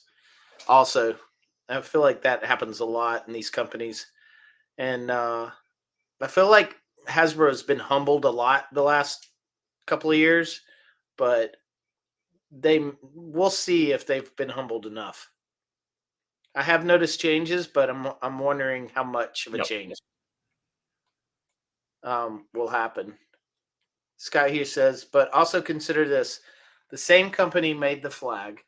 I know for a fact they made at least 60 gross profit points on the flag in 1986. That's standard. It's not like they weren't making a killing. Yeah, Yep. even back then. Well, Yeah, I'm sure that some of it has to do with the factories in China saying, we're charging you more for, we can make more money on this too, so we're going to charge you more money for tooling and everything else. I think it's in general. I think the level of greed is just increased. It's not just Hasbro; it's the factories. It's hmm Well, the thing is, like you got Bobby Valla, who's low. He's making more money, so he's lowering the cost, so more people can put it in their hands, which inevitably making more money. Um, yeah, he's not making as much on one figure, but now someone that wasn't buying is now buying, and someone that was only buying two are now buying three. So he's making extra money where these other companies are like, no, no, no, we're going to up the price and you're going to get less so that we can make more profit on this one figure. and by doing so, Bobby is creating goodwill to his brand, increasing loyalty. Where Hasbro, people are like, I don't care. I'm not gonna. People are falling off. Right.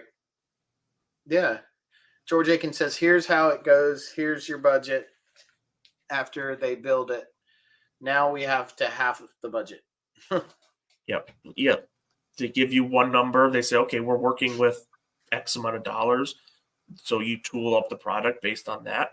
And they come back and they say, well, we're going to actually change it to Y number of dollars now. So cut out, A, B, C, and D. Yeah. But I don't know. I don't know how to change all that, but I do love both scales. I do love the collectability as an adult to have a figure like this that I can modulate and change and has the detail that I want. But I want a figure like this with a vehicle and a playset that kids can play with today. And if it's good, I'll buy it too. Well, I think you can exist. You can have a collector's line and a kids line. I think the problem is Hasbro's kind of like with Star Wars. Okay, here's two collector's lines and kind of a kids line, but we're not really focusing too much on the we're focusing more on one of the collectors line than the other collectors line, but we've also still got the kids line going on. I think in an ideal world right now, you have, like for Joe, you have a collector's line, which is classified, and then you create a line to bring the kids back into it. And some stories or something to really get the kids involved. Stop making everything for the adult. I mean, it doesn't. even the media is for adults. Yeah, and I mean, you don't. If it, maybe you reinvent Joe as something different, slightly different than Real American Hero for the kids. The adults still have Real American Hero, but you change it a little bit for the kids. I see. Yeah, I agree with that, but at the same time, I'm like, the original Joes didn't have characters. Yeah, they were just Joe in different uniforms and different styles and everything. A Real American Hero created the characters. I would say don't get rid of the characters, just build on them or restart them as something new. They don't. Scarlet can be Scarlet, but she doesn't have to be this Scarlet.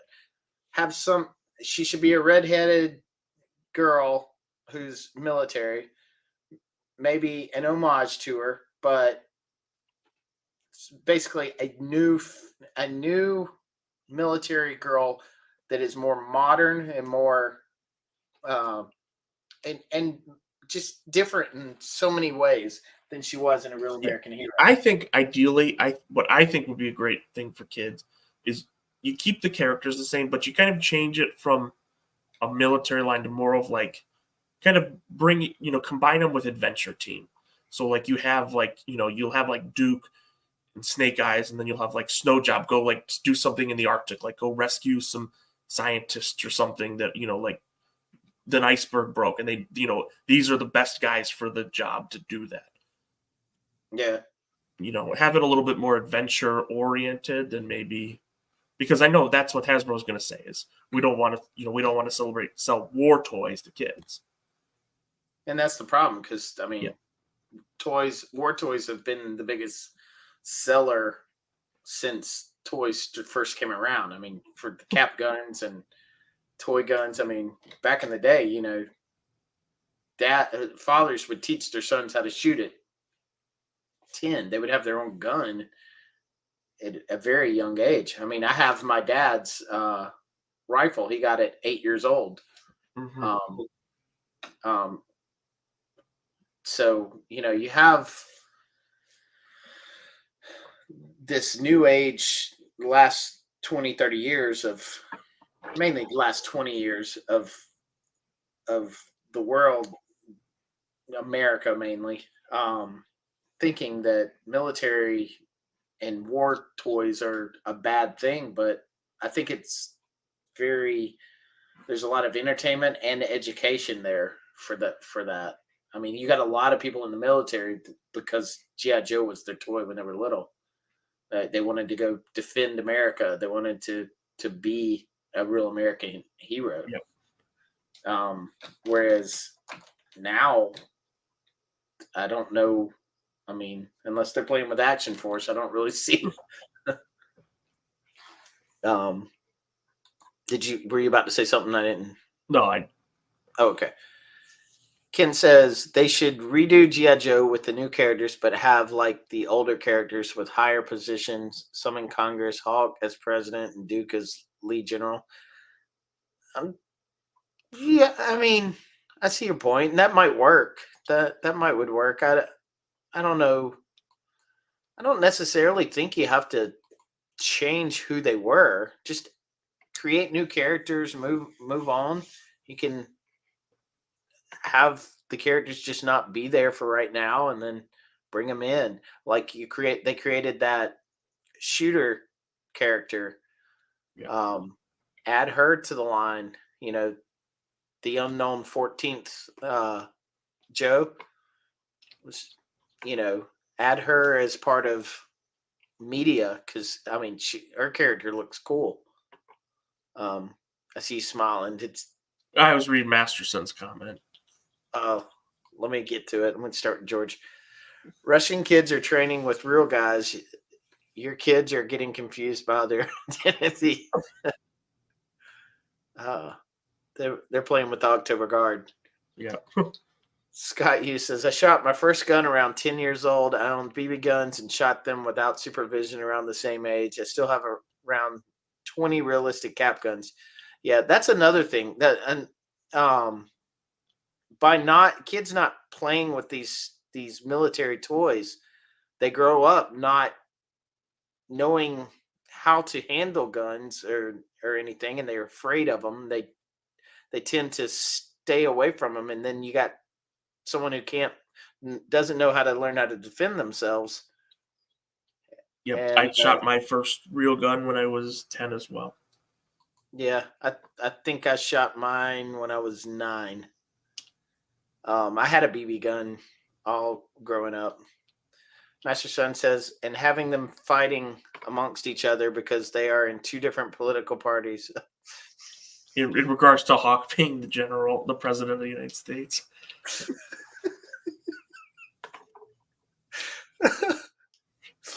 Oh, Lord.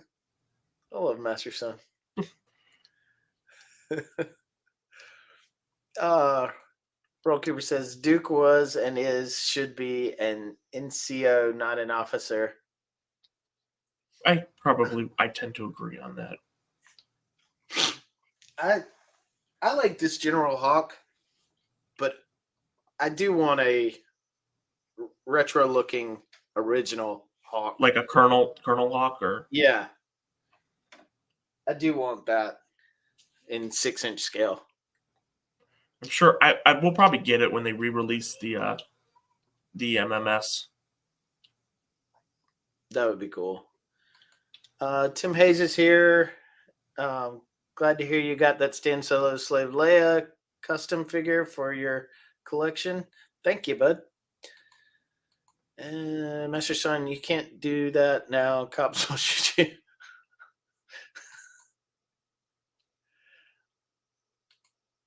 Rokeeper says, only if you point it at them. Except the cops will shoot you if you wipe your nose.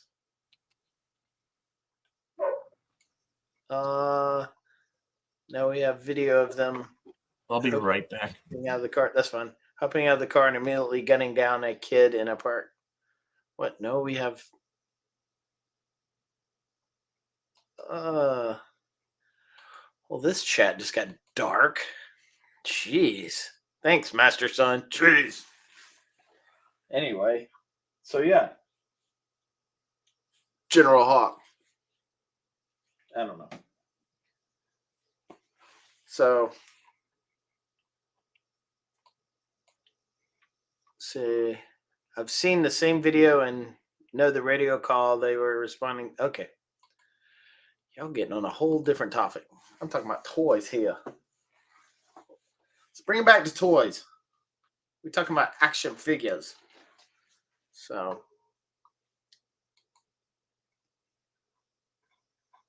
what are y'all collecting right now? Sorry, I'm checking something.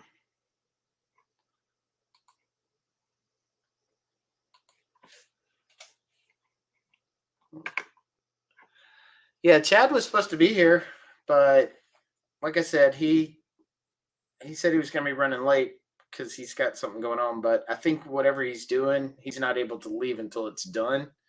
And if it's taken a long time, he may not be on the show because we've been on for 2 hours now. And unless he's done getting home, I don't know if he's going to be able to make it on this one.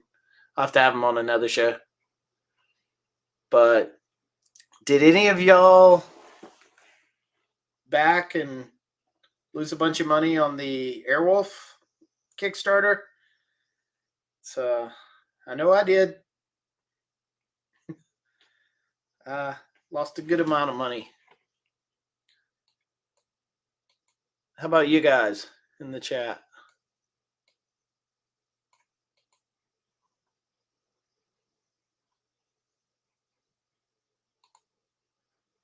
Yes, I did.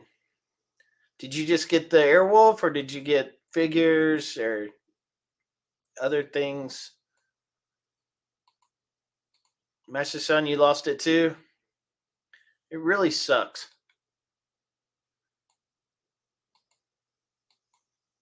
Master Son, you want me to send you a link?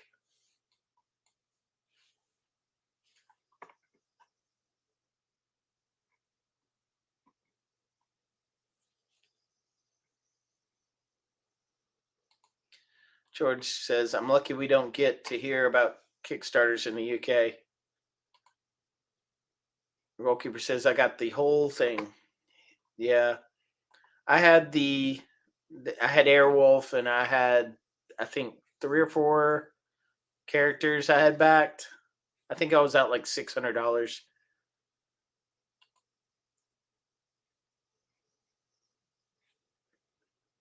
At least I backed it. I didn't get S. I'm not sure.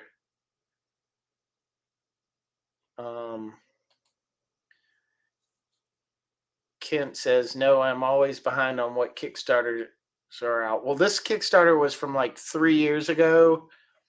Yeah, hold on. I'll read this and I'll tell you.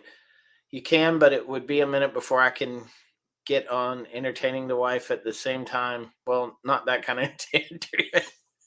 Because that's exactly where my mom went. I was like, all right, I don't want you on camera for that. Yeah, give me a second. I'll send you a link if you want to hop on. We can talk about the Airwolf situation.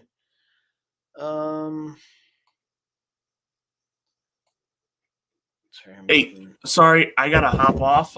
Thanks for having me on. Catch everybody later. All right, bud. Appreciate you coming on. Yep.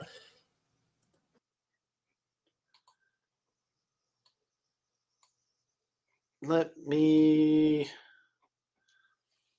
see. I'm trying to watch my language. Oh, didn't get. Gotcha. Yeah, I tend to try to do that myself.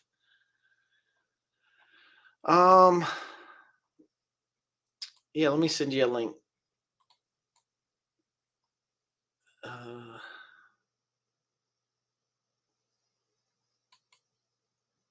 There you are.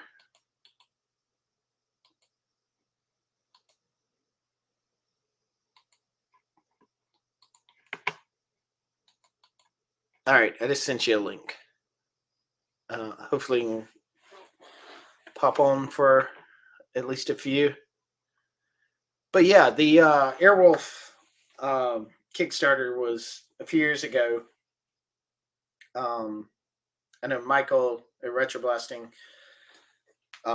They sent him one to take a look at, and he thought it was pretty cool looking, and showed it off to everyone, the cool features and stuff. And it really was. It was really awesome looking, and it was kind of modular, where you could take it apart with magnets to put it away if you wanted to, and it fit G.I. Joe size figures, and they were going to make some G.I. Joe style figures of the characters from the Airwolf TV show, so you could put them in it. Excuse me, with helmets and everything. The figures didn't look that great in my opinion, but it was beginner Kickstarter, and who knows what they would have looked like. But they had helmets on, so that's the way I would have displayed them anyway. So I didn't really care about that. But the show, the helicopter itself was just very well done, and it had some things that he was trying to tweak and whatnot, but he was trying to kickstart it, and it did really well. He wanted like 20,000, and I think 159 backers backed it, and he got like over $70,000 for it, and excuse me, and then he added all these tiers for some dumb reason. Of like one tier was fine. It was like the evil Airwolf copter with the red under it or something, and which was just a repaint, which wouldn't matter. But he started adding a different style of helicopter and all these other characters, and I'm like, pointless stuff, when it hit certain tiers, more stuff would open. And I've always been kind of against that in the sense of, if it's tiers, you're making that much money, you add on, like, add on a cool patch or a stickers or a cool extra feature or something that doesn't cost the person anything. That's what a tier should be, not a, hey, you unlocked more stuff to buy.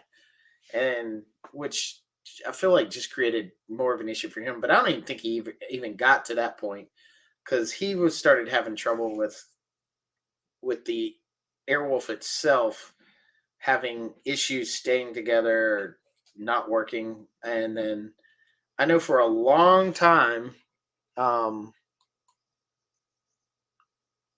Cooper says Ace from Ramen was saying he might have to do it on one of Chad's Facebook posts. So there's yeah, I saw that. And he probably will do it, and a lot cheaper than Mars Industries was doing it for.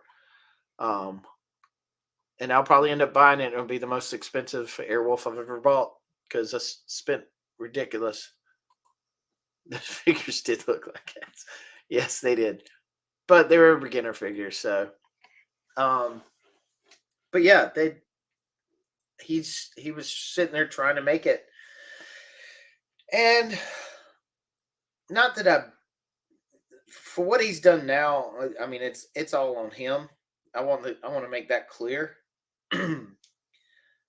But in the beginning, you know how people are when they fork out money, they want their product right away, and they look at Kickstarter as, I bought it, give it to me. I saw that a lot in chats and on comment boards, and they were being complete asses, honestly, about the thing. And he's trying to communicate for the longest time. For the first 2 years, he was communicating constantly, trying to let people know. He'd send out kits and stuff, and people would ruin the kit by not following instructions, and then blaming him for it. And it got to a point to where I think a year ago, Michael had him on, and Michael has his own concerns, but he's giving him a platform to answer questions and kind of talk about what the deal is. And through all this time, I haven't been on his case or anything. I've been like, okay, do the best job you can. We'll get it when we get it. Just get it done, and figure it out, and we'll do it. And I'm not gonna give you a hard time. I'm not gonna say anything about that. But then I got a post back in February saying that he had COVID, and that it had kind of thrown him off course. But he was back on it, and we should be getting emails soon. Well, I started looking for emails and never saw any until yesterday. And then basically the email was like, I give up. I'm tired of all this. I'm done. You can hate me. You can rub my name in the dirt, but I'm not answering emails. I'm not answering questions. I'm just done. Sorry. Bye. That's a bitch move. And I don't like to cuss on here, but that's a bitch move. So yeah, that's where we're at with that. Rokeeper, but did you ever see some of one with a kit? I'm like you, I never said anything on the boards, but I've saw some videos of the kits, and they were just complaining the whole time. But I didn't order the kit. I ordered it already painted with a box, and I wanted it just display worthy when I got it. Impossible Pie says, but Drew, he chose to do this, and now he's screwed people over. He needs to refund people who haven't gotten anything. 100% agree. I mean, this is on him. He's stressed out about it or whatnot, and that's fine. And people are going to be a-holes about it. And they do have a right to be. I mean, it's their money. But if anything, he should have come out and been like, I'm working on it. I know y'all hate me, but I will have it to you if it takes me however long. I'm going to get it done, And then, you'll have the people that are mad and the people that are like just aggravated and people that are like patiently waiting. But to pull this crap is just stupid and I don't know. It's just ridiculous. George says, I backed the Ghost. Then they charged for the figures that weren't in the HasLab. And then recently they repacked the exclusive figures that came with the Ghost. Yeah. Yeah. I actually, if Hera was one of those figures, I just got 2 of those on clearance.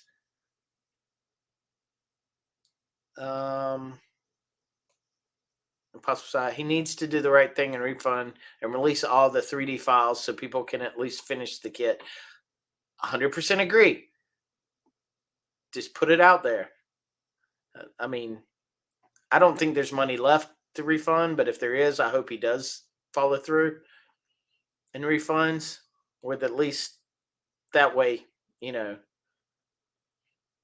if I got my money back from what I spent for it and he wasn't able to complete it, it sucks. But I mean, I'm not going to be.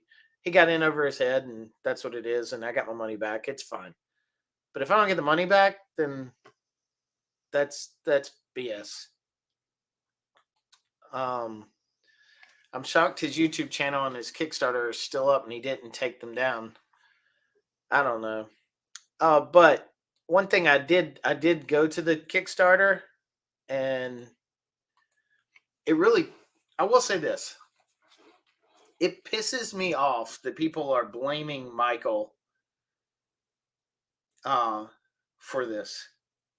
Like, I read some of the comments, especially one guy, Earl something. I'd have to go back to the site and look, but his name was Earl, and he was like, Michael needs to be blamed for this too. Michael freaking just showed it off, bought into it himself, lost the money himself, and gave the guy a platform to speak. That's the extent of Michael's involvement in it. They weren't buddy. It was just a product that Michael thought was cool. I thought was cool. If I had that and I had a YouTube channel, I would have shown it off too. Would that be my fault that he bailed on everyone? No.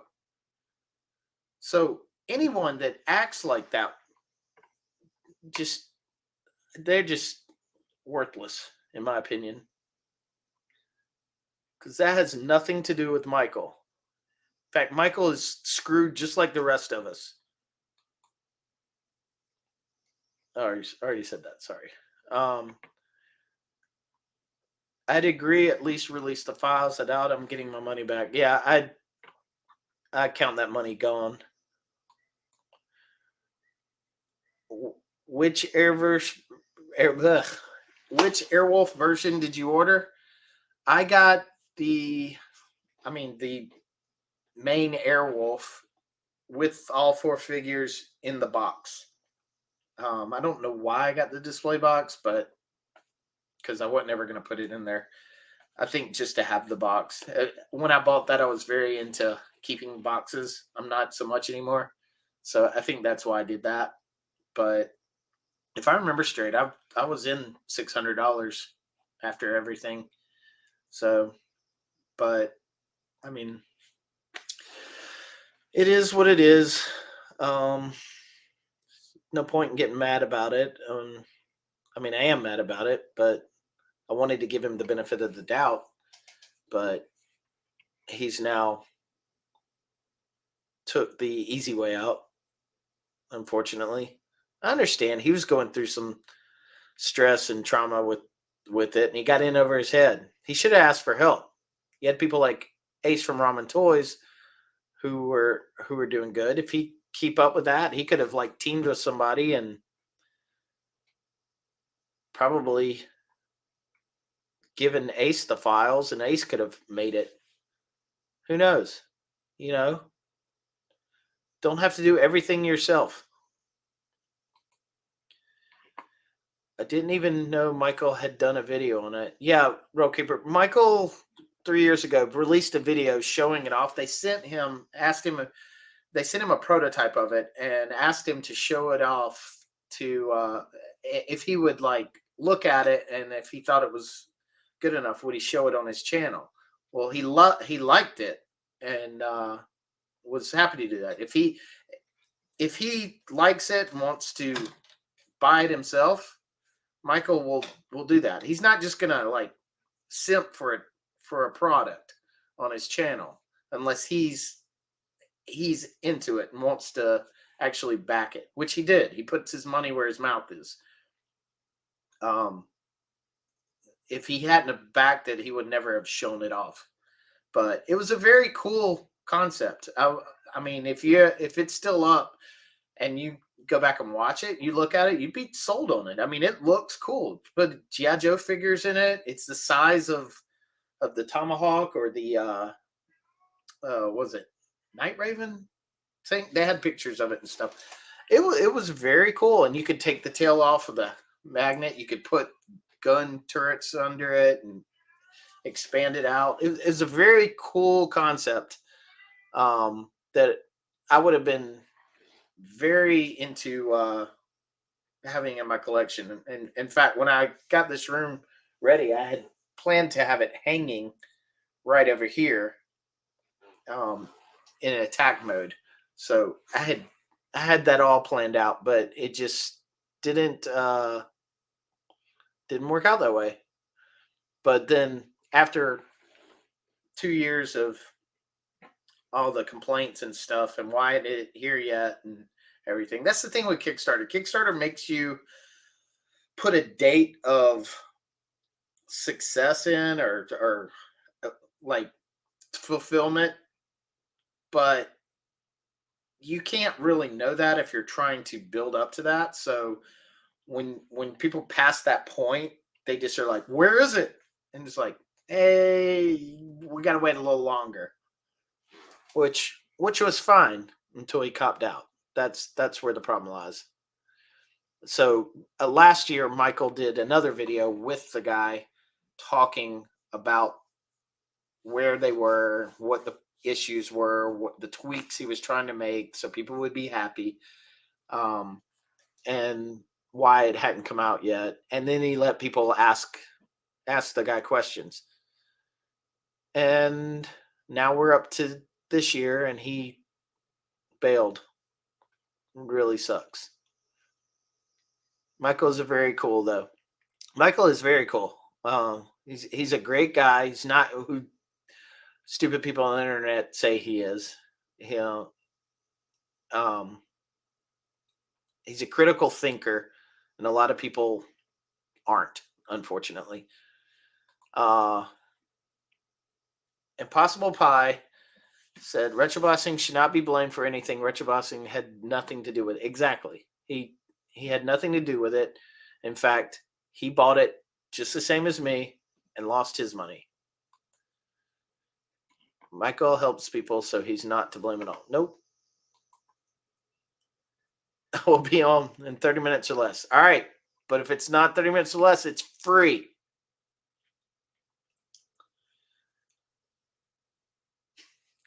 Yeah. Kent says, why do some people always blame Michael, Tony, and Ryan for everything? They shouldn't be people's scapegoats for when something goes wrong. Because, number one, people are idiots. That's the sum it up answer. But they give platform for something. We're here to talk about the things we love and the things and critique it. I mean, this is a toy, but it's also took a lot of work and art to do. And we, like you would a drawing or a painting like this, you critique it. We critique it. We critique the fact that that's bent. Why is it bent when past productions aren't bent? Other companies aren't bent. We make critiques. We want the best product for our money, and we want it to look the way we want. And some people are just like brainless consumers, unfortunately. And if you call that out, you've insulted them for some reason, and people just get butthurt on the internet. We've lost critical thinking in this world. So when people actually use the critical side of their brain to go over different stuff, like Ryan or Tony or Michael or me or anybody, you get haters because you basically saying, what's wrong with Joe? You know, it's I don't know. I don't want to get on that rant. Michael, unfortunately, there's a lot of people online, as much as they love him, he gets hated for being honest and objective and reviewing stuff. Yep. Tony, everyone likes, but then once someone finds out he's buddy buddy with Michael, all the whiners out there get mad. In some cases, that's true. There's guilt by association. I would agree with that. I'm a little concerned with the Kickstarters. I backed RoboSkull and Hidden Force figures. I thought RoboSkull came out.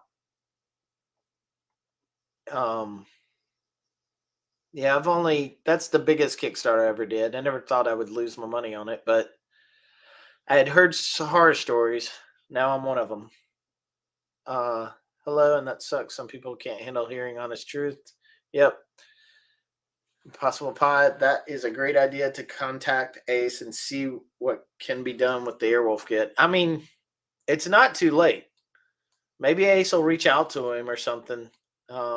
Ace seems like a great guy. I haven't received anything from Ace so yet, but I am seeing people have. And talking with him online and stuff, he seems like such a great guy. And I truly hope that's genuine. It seems genuine. I hope it is. Sometimes it's hard to tell online whether, until you meet someone personally, whether or not they're what is that? Like a dust bunny or something, or an orb. I've been watching too much Skinwalker Ranch. It's like orbs flying in the room. And it ADD'd me. I forgot what I was even saying. Robo Shoal has delivered figures already. Sorry, I'm reading it the way you wrote it. RoboSkull has delivered figures already. I have faith it will ship. Cool. Yeah. It definitely gives me pause on any future Kickstarters. So it's not just the Airwolf that gets hurt. It's the future people with an idea that want to make it a reality. It hurts them too, because I've been burnt with a lot of money, and a lot of people have been burnt. That someone comes out with something similar or anything that they would go, oh, that looks interesting, but last time I did something here, I lost a lot of money. So no, I'm not kickstarting anything because there's no, I don't know, maybe something small,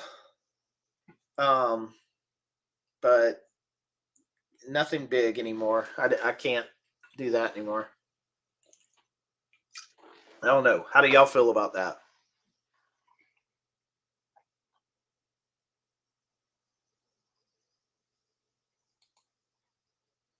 Really? You don't say. We don't have to stay on this topic. I know it was relevant, and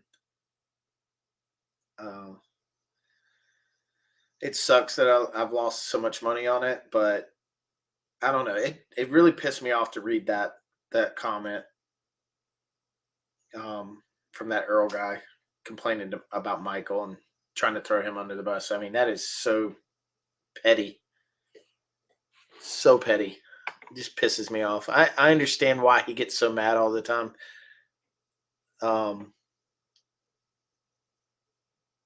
sometimes it's like, you know, you build a wall after a while of people, especially on the internet, where you're like, where are you coming from? Are you gonna backstab me, or because some of these people were like, oh, I love you, Michael, and then they turn around and like, he's such an asshole. I'm like, have you ever met him? One of the sweetest guys you'll ever meet. You run into him in a convention, he's not gonna sit there and go, oh, hey, and walk away. I mean, I've spent time with him at conventions, and it's hard to walk the floor because everyone that meets him, he will have a genuine conversation with each and every one of you. That he misses half the convention spending time just talking to people, but that's what he does. He's there for. He's not really there to buy a toy. He's there to meet people just like us that are collecting. They're into the same things we're into. They want to talk about it. They want to enjoy the the conversation of the details and everything about it. He wants to hear what you have to say. He sits there and listens and talks and goes back and forth. So if you haven't had that experience with him and you're complaining, you are literally just just I don't know what the word I'm looking for. You need to check yourself, honestly. Now, obviously, I'm not talking about the people in this chat. Y'all are cool, but it's just a rant.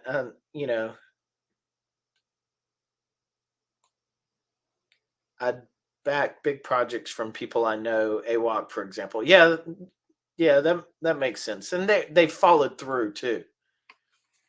AWOC has followed through with what they've done, but I don't. If AWOC were to come out, I don't know them. I know Cato and Jeremy J's involvement with them and stuff, and I might be willing to listen because of them. But if they are just coming out with AWOC and it as a brand new Kickstarter, never heard of, and I just got burnt from Airwolf, there's a high chance I wouldn't put any money towards AWOC because I'm, scarred in that area. But luckily they've been out before. Now I don't personally buy AWOC right now because it's just another line that it's nothing against them. I've seen the figures. They look amazing. It's the same as the Delta Force and the other figure lines that are coming out. I just don't, other than Action Force, I backed Action Force when it came out. But it's just I collect so many other lines that take so much of my money that if anything, I need to back off from, not add another line into it. So we'll succeed, but nothing is guaranteed. Yeah. Tim says Michael is also a very good listener. He is a very good listener. A genuine listener is what he is. And he's a good friend to the people who are friends to him. I will give you that. Roll Keeper. I met Michael at Joe Fest. He was online in line to get coffee and stepped out of line to talk to me. Such a nice gentleman. Exactly. That's the kind of guy he is. So these people that have this hate on for him are just being little whiny babies on the internet, honestly. I know he can online come across as someone who's irritated with the comment and stuff, but that comes from people sending irritating comments constantly. I mean, I've followed Michael for 10 years now online, and I've seen the comments. I've seen the things he's had to deal with, and the backhanded comments and that he's had to deal with, that he's had to come to keep his sanity from him, he has to respond in a almost no, you're not going to get away with this. You were literally being a dick on the internet, and I'm going to call you out on it. Yeah, you know. So I get it.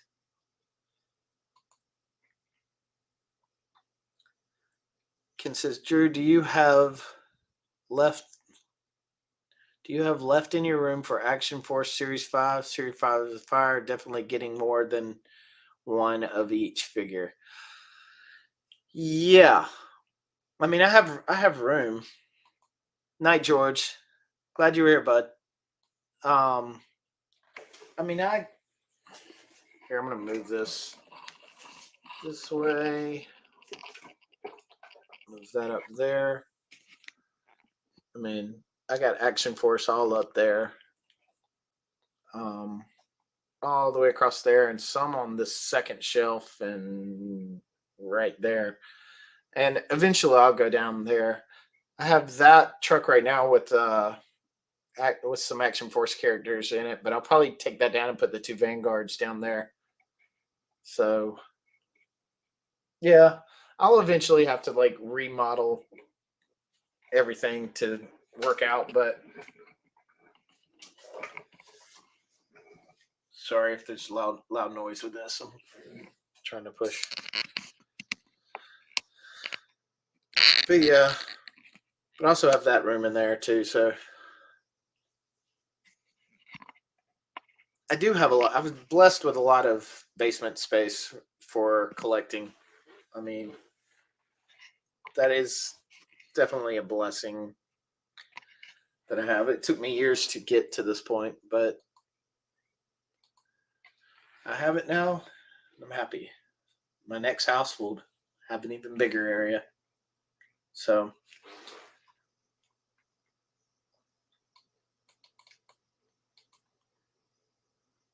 everybody telling George good night.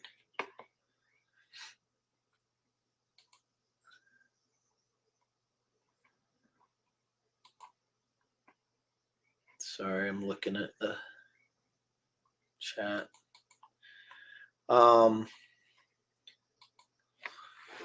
So what's y'all's so we're going into the drama stuff. What's y'all's take on the Diaper Island situation?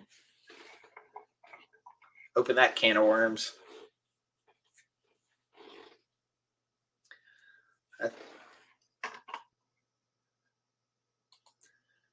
I am not Impossible Pie. I like them.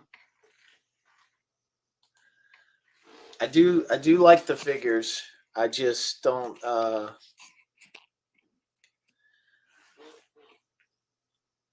played the game when I was little, and I like the figures and whatnot. I never really got into them that much.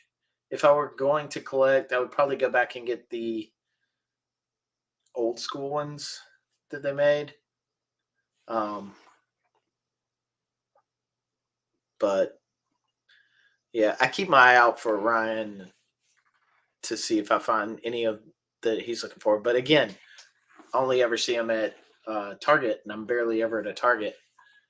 Maybe once, twice a month do I get to be around a Target. So, Diaper Island. Viper Island is who we're talking about, Tim Hayes. But he's been such a big baby on the internet lately that that people are calling him Diaper Island. He's a coward. He's a D-bag. Diaper Island. Not familiar with that person.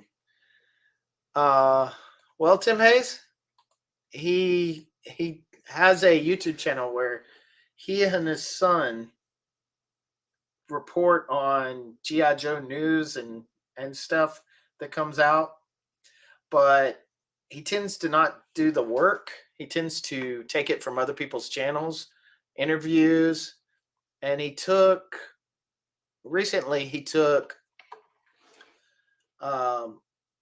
a post that Laser Pants put up, showing a sneak peek at some new GI Joe classified figureheads that were coming out, and the guy took them, did not give him credit for them, and put them on his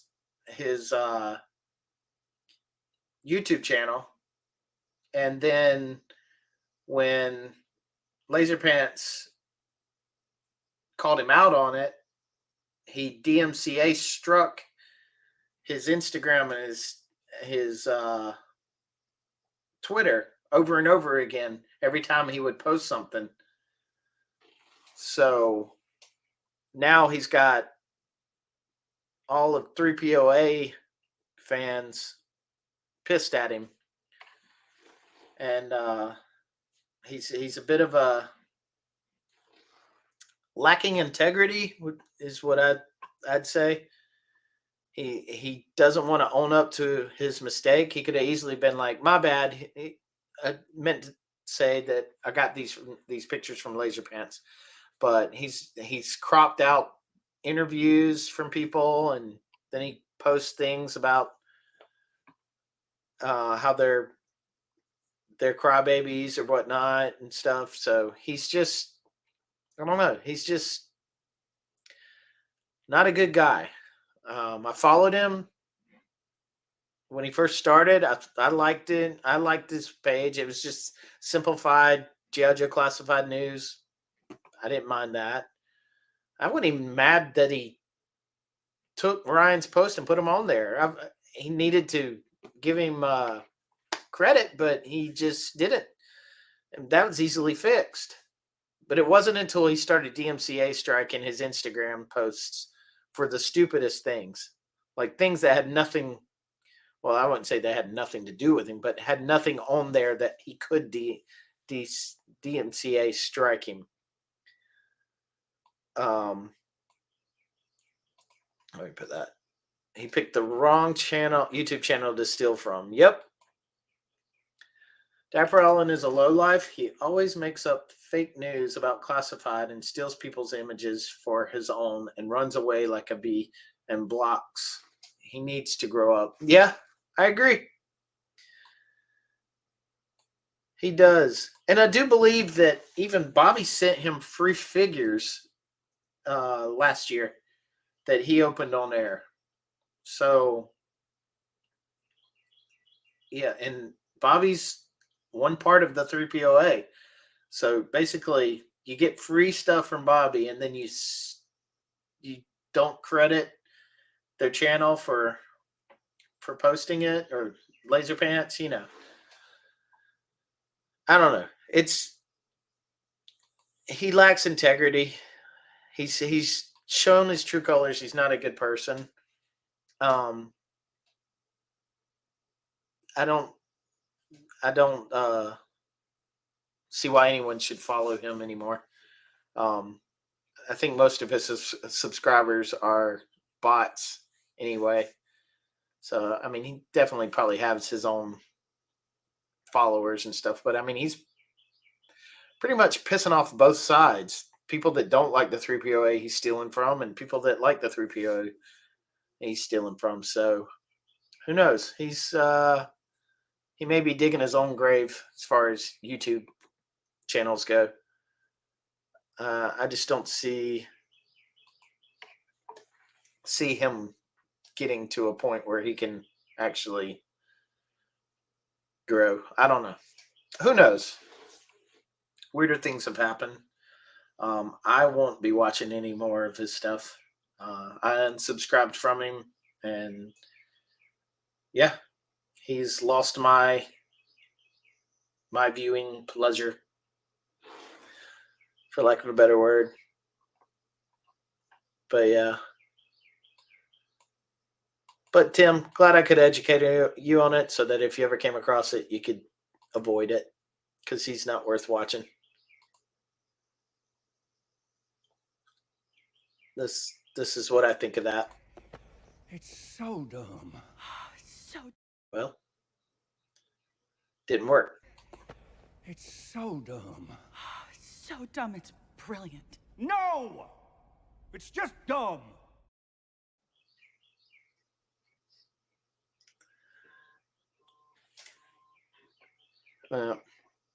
Hold on 1 second, guys.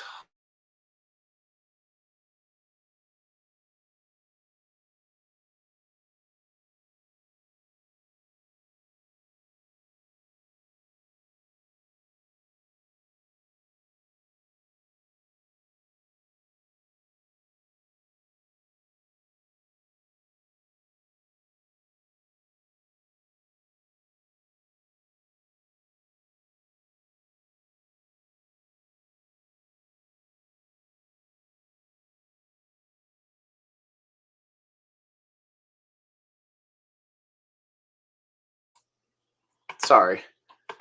The wife called. I love the fact that Ryan even stands with people that don't like 3POA who Diaper Island stole from. Yeah, I mean that's the thing with Ryan. You know, he's not. I don't know. He's not going to just not like someone and to not like them. He's, you know, if it's wrong, it's wrong. He's going to stand with them regardless. So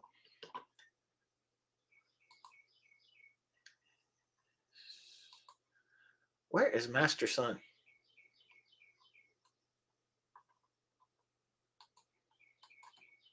He said 30 minutes or less, didn't he? How long ago was that? I'll be on in 30 minutes or less. Says it's 6:30. Uh-oh. Pizza Dude's got 30 seconds. Almost does. No comment.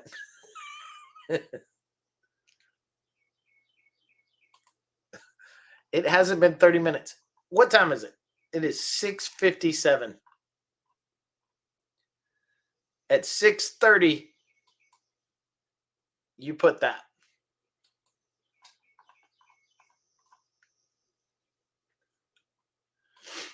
Ken says, Drew, on a side note, what do you think of the new Superman suit? The design and everything, I don't have a problem with. The way it's fitting on him and the dullness, which could be just the lighting, I hate. The picture itself is horrible. I mean, it looks like a sloppy, don't care Superman while the world is dying behind him. So that I hate. The suit looks like it was Daddy's suit and he's putting it on and it doesn't fit him yet. That's what it looks like. I like that the red trunks are back. I think the Superman suit needs the red trunks. I don't know why that's an issue with anyone. It works.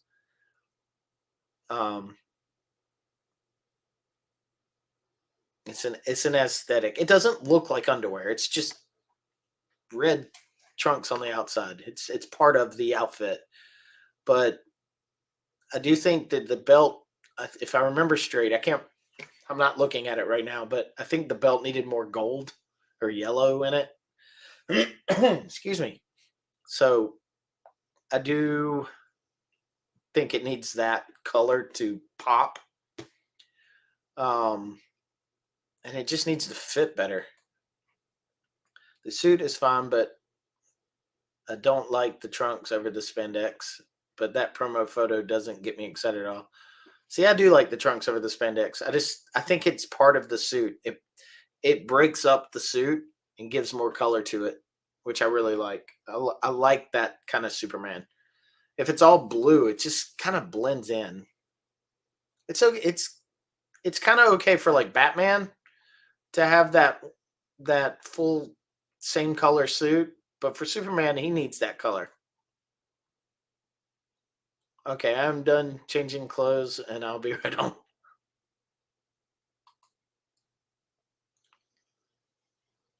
It does look like it's too big for him, right?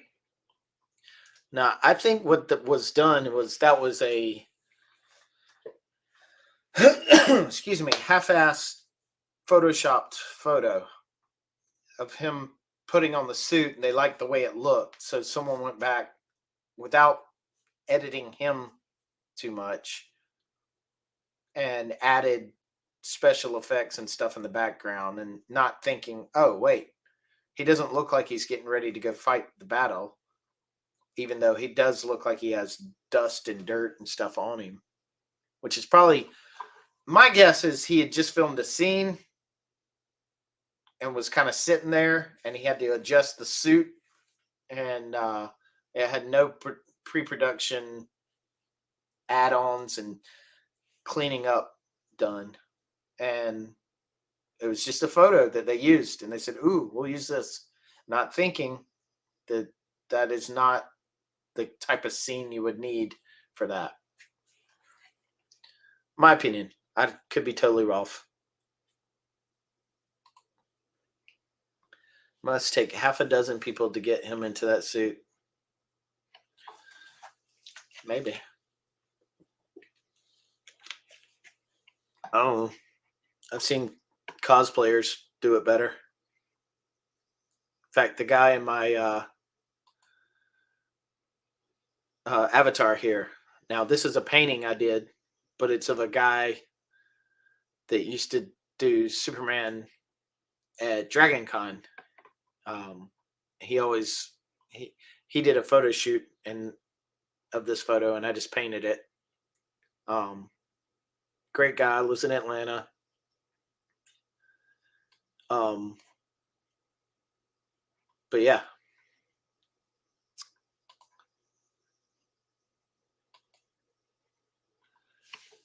Scott Hughes says he looks like he's getting dressed for his 12-hour shift running the pickup window at Burger King. Yeah. It looks like he's getting ready to go trick-or-treating. So it looks like.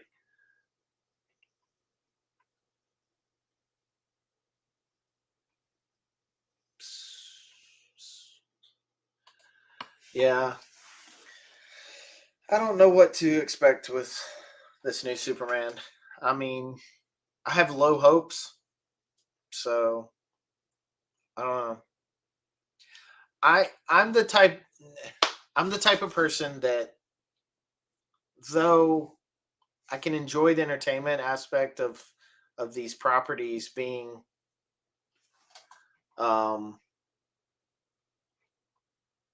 I sent it in Messenger.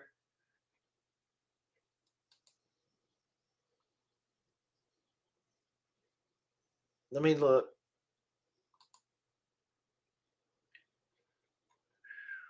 Yeah, I sent it in Messenger 45 minutes ago.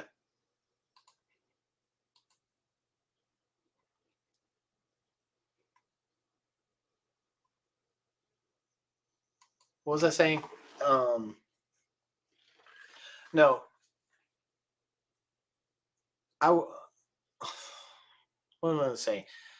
I like these properties like Superman, Batman, Marvel stuff. I don't have a messenger from you on Facebook.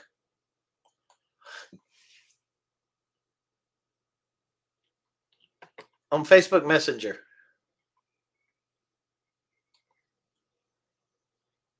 Uh-oh. What did I do?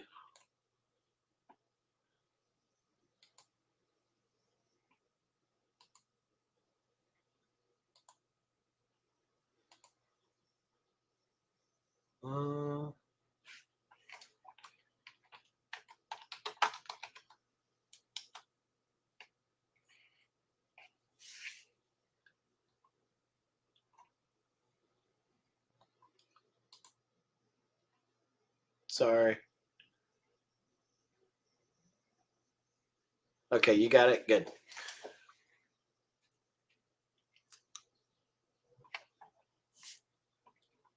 Anyway, what I'm trying to say is that these properties, I think, get a little too adult, in my opinion. The same with the like I was talking earlier with X-Men 97. it's too adult sometimes. And I know some of us, like the boys and uh, what is it? What's the cartoon on Invincible? Um, those are made for adults that like superhero stuff. I get that. But when you have stuff that's made for, I don't want to say made for kids, it's made for all ages. But you're putting in adult things that kids don't need to see, but giving them toys to play with. It's just very weird to me. What is up? Loving the shirt. What's going on? Oh, let me get this all set up here. I don't want to know what you were doing. Look, in my Why were you house, watching this show while you were doing it? it is Mother's Day weekend, and my daughter next week is going to have daughter's birthday weekend, Oh, and yeah. I get Father's Day and a birthday. I don't know how I got scammed out of this, but it is the way it is. It's guys always get Yeah. screwed over in those areas. All right. But yeah. All right. But yes, she was watching me do something, and I had to discuss some money and house, and our house had appraised for like $200,000 more than we paid for it. And we're like, yeah, buddy. Well, that's good. Yeah, I got my wife is out of town till tomorrow evening, so I got the house to myself, and my mom's at the beach with my grandma, so I'm not gonna be celebrating Mother's Day tomorrow. Oh yeah. Send out a few texts or whatnot, and that'll be Yeah. that. I got I get her edible arrangements every other year. Uh-oh. Edible arrangements, when they first came out, they used to be cheap. They are not cheap anymore. Them days is over. That's because they're legal now. What they no, that's a good one though. No, yeah, I sent her and my wife one, and they were over $100 a piece. Dang. Yeah, and they weren't like super elaborate, but they were Edible, is that like a Kit Kat flower pot thing? Yeah, it's where they give like cut up fruit and stuff. Oh, and they, I know like, what you're talking about. spell out mom, and sometimes they get like a little teddy bear and stuff. Quite the cast of guests today. Oh, I'm a trespasser, not a guest.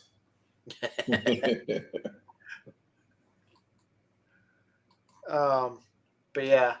Well, anything that I've been talking about you want to touch back on? Since you were So we can go back to the Airwolf thing for a little bit. okay. So, like everybody else, Elaine, I lost some money too. And the thing is, I was more upset because I was like defending the dude. I was like, at least give him a chance. Yeah. Give him a chance. And I said, and I'm hearing my words back again of, we're taking a chance with it. At least give them a chance. And if we know it's like a gamble when we're talking about our money. So I put in for the figures and the helicopter. And then I saw the other stuff, and I was just like, no, let you produce this first, and then I will come back and buy. Now, did you get it? Were you getting it fully painted? Oh yeah, because I got no skill to do that myself. So same. Yeah, same. I'm like, model kits were not my expertise growing up. So that I was gonna be my thing. Hey Kent, what's up? Yeah, bad. Them tornadoes we were in our storm shelter. We have a storm shelter built in our house. So yeah, I know. In there last week. I couldn't live like that. I had we had a tornado come through here last year, and a tree fell down on the house right across the way from me. I watched it. woke up at like 7 in the morning, and the rain was going this direction, Mm-mm. and I heard the sirens, and I was like, jumped out of bed, grabbed my dogs, came down here because this is the basement, Yeah. and it was just it was scary. It lasted for about 35 minutes, I think, until the tornado went away. It was literally a rock's throw from me.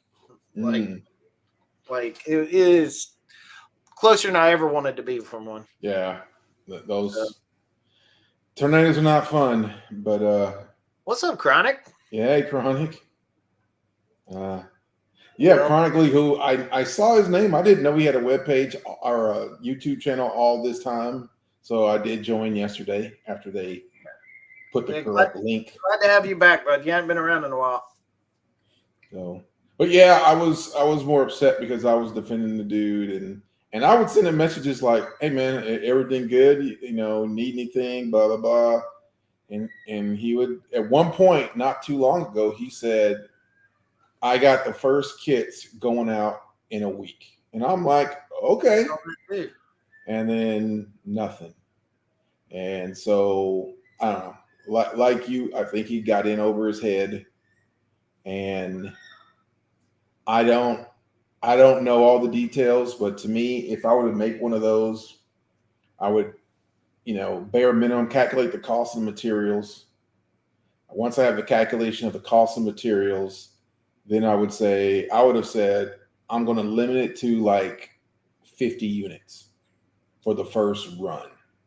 And then he probably would have been able to fine tune and just get the 50, but I don't know what happened. His printers could have, I have no idea. But yeah, I hope he does the same thing you do. Ramen toys hence why I put the shirt on specifically. If they had ever said anything about, we could possibly do it, turn all that stuff over to them and see if they can do it for the price. So I don't Yeah, know. I, I I saw imagine they could, but do I they saw want to Ryan's set comment bigger? about how he might have to do it, but it wouldn't cost uh, that much. So I'm like, well, it will to me because I've already lost. Yeah, we're already in the hole, so I'm already in the hole there. So but that's all right.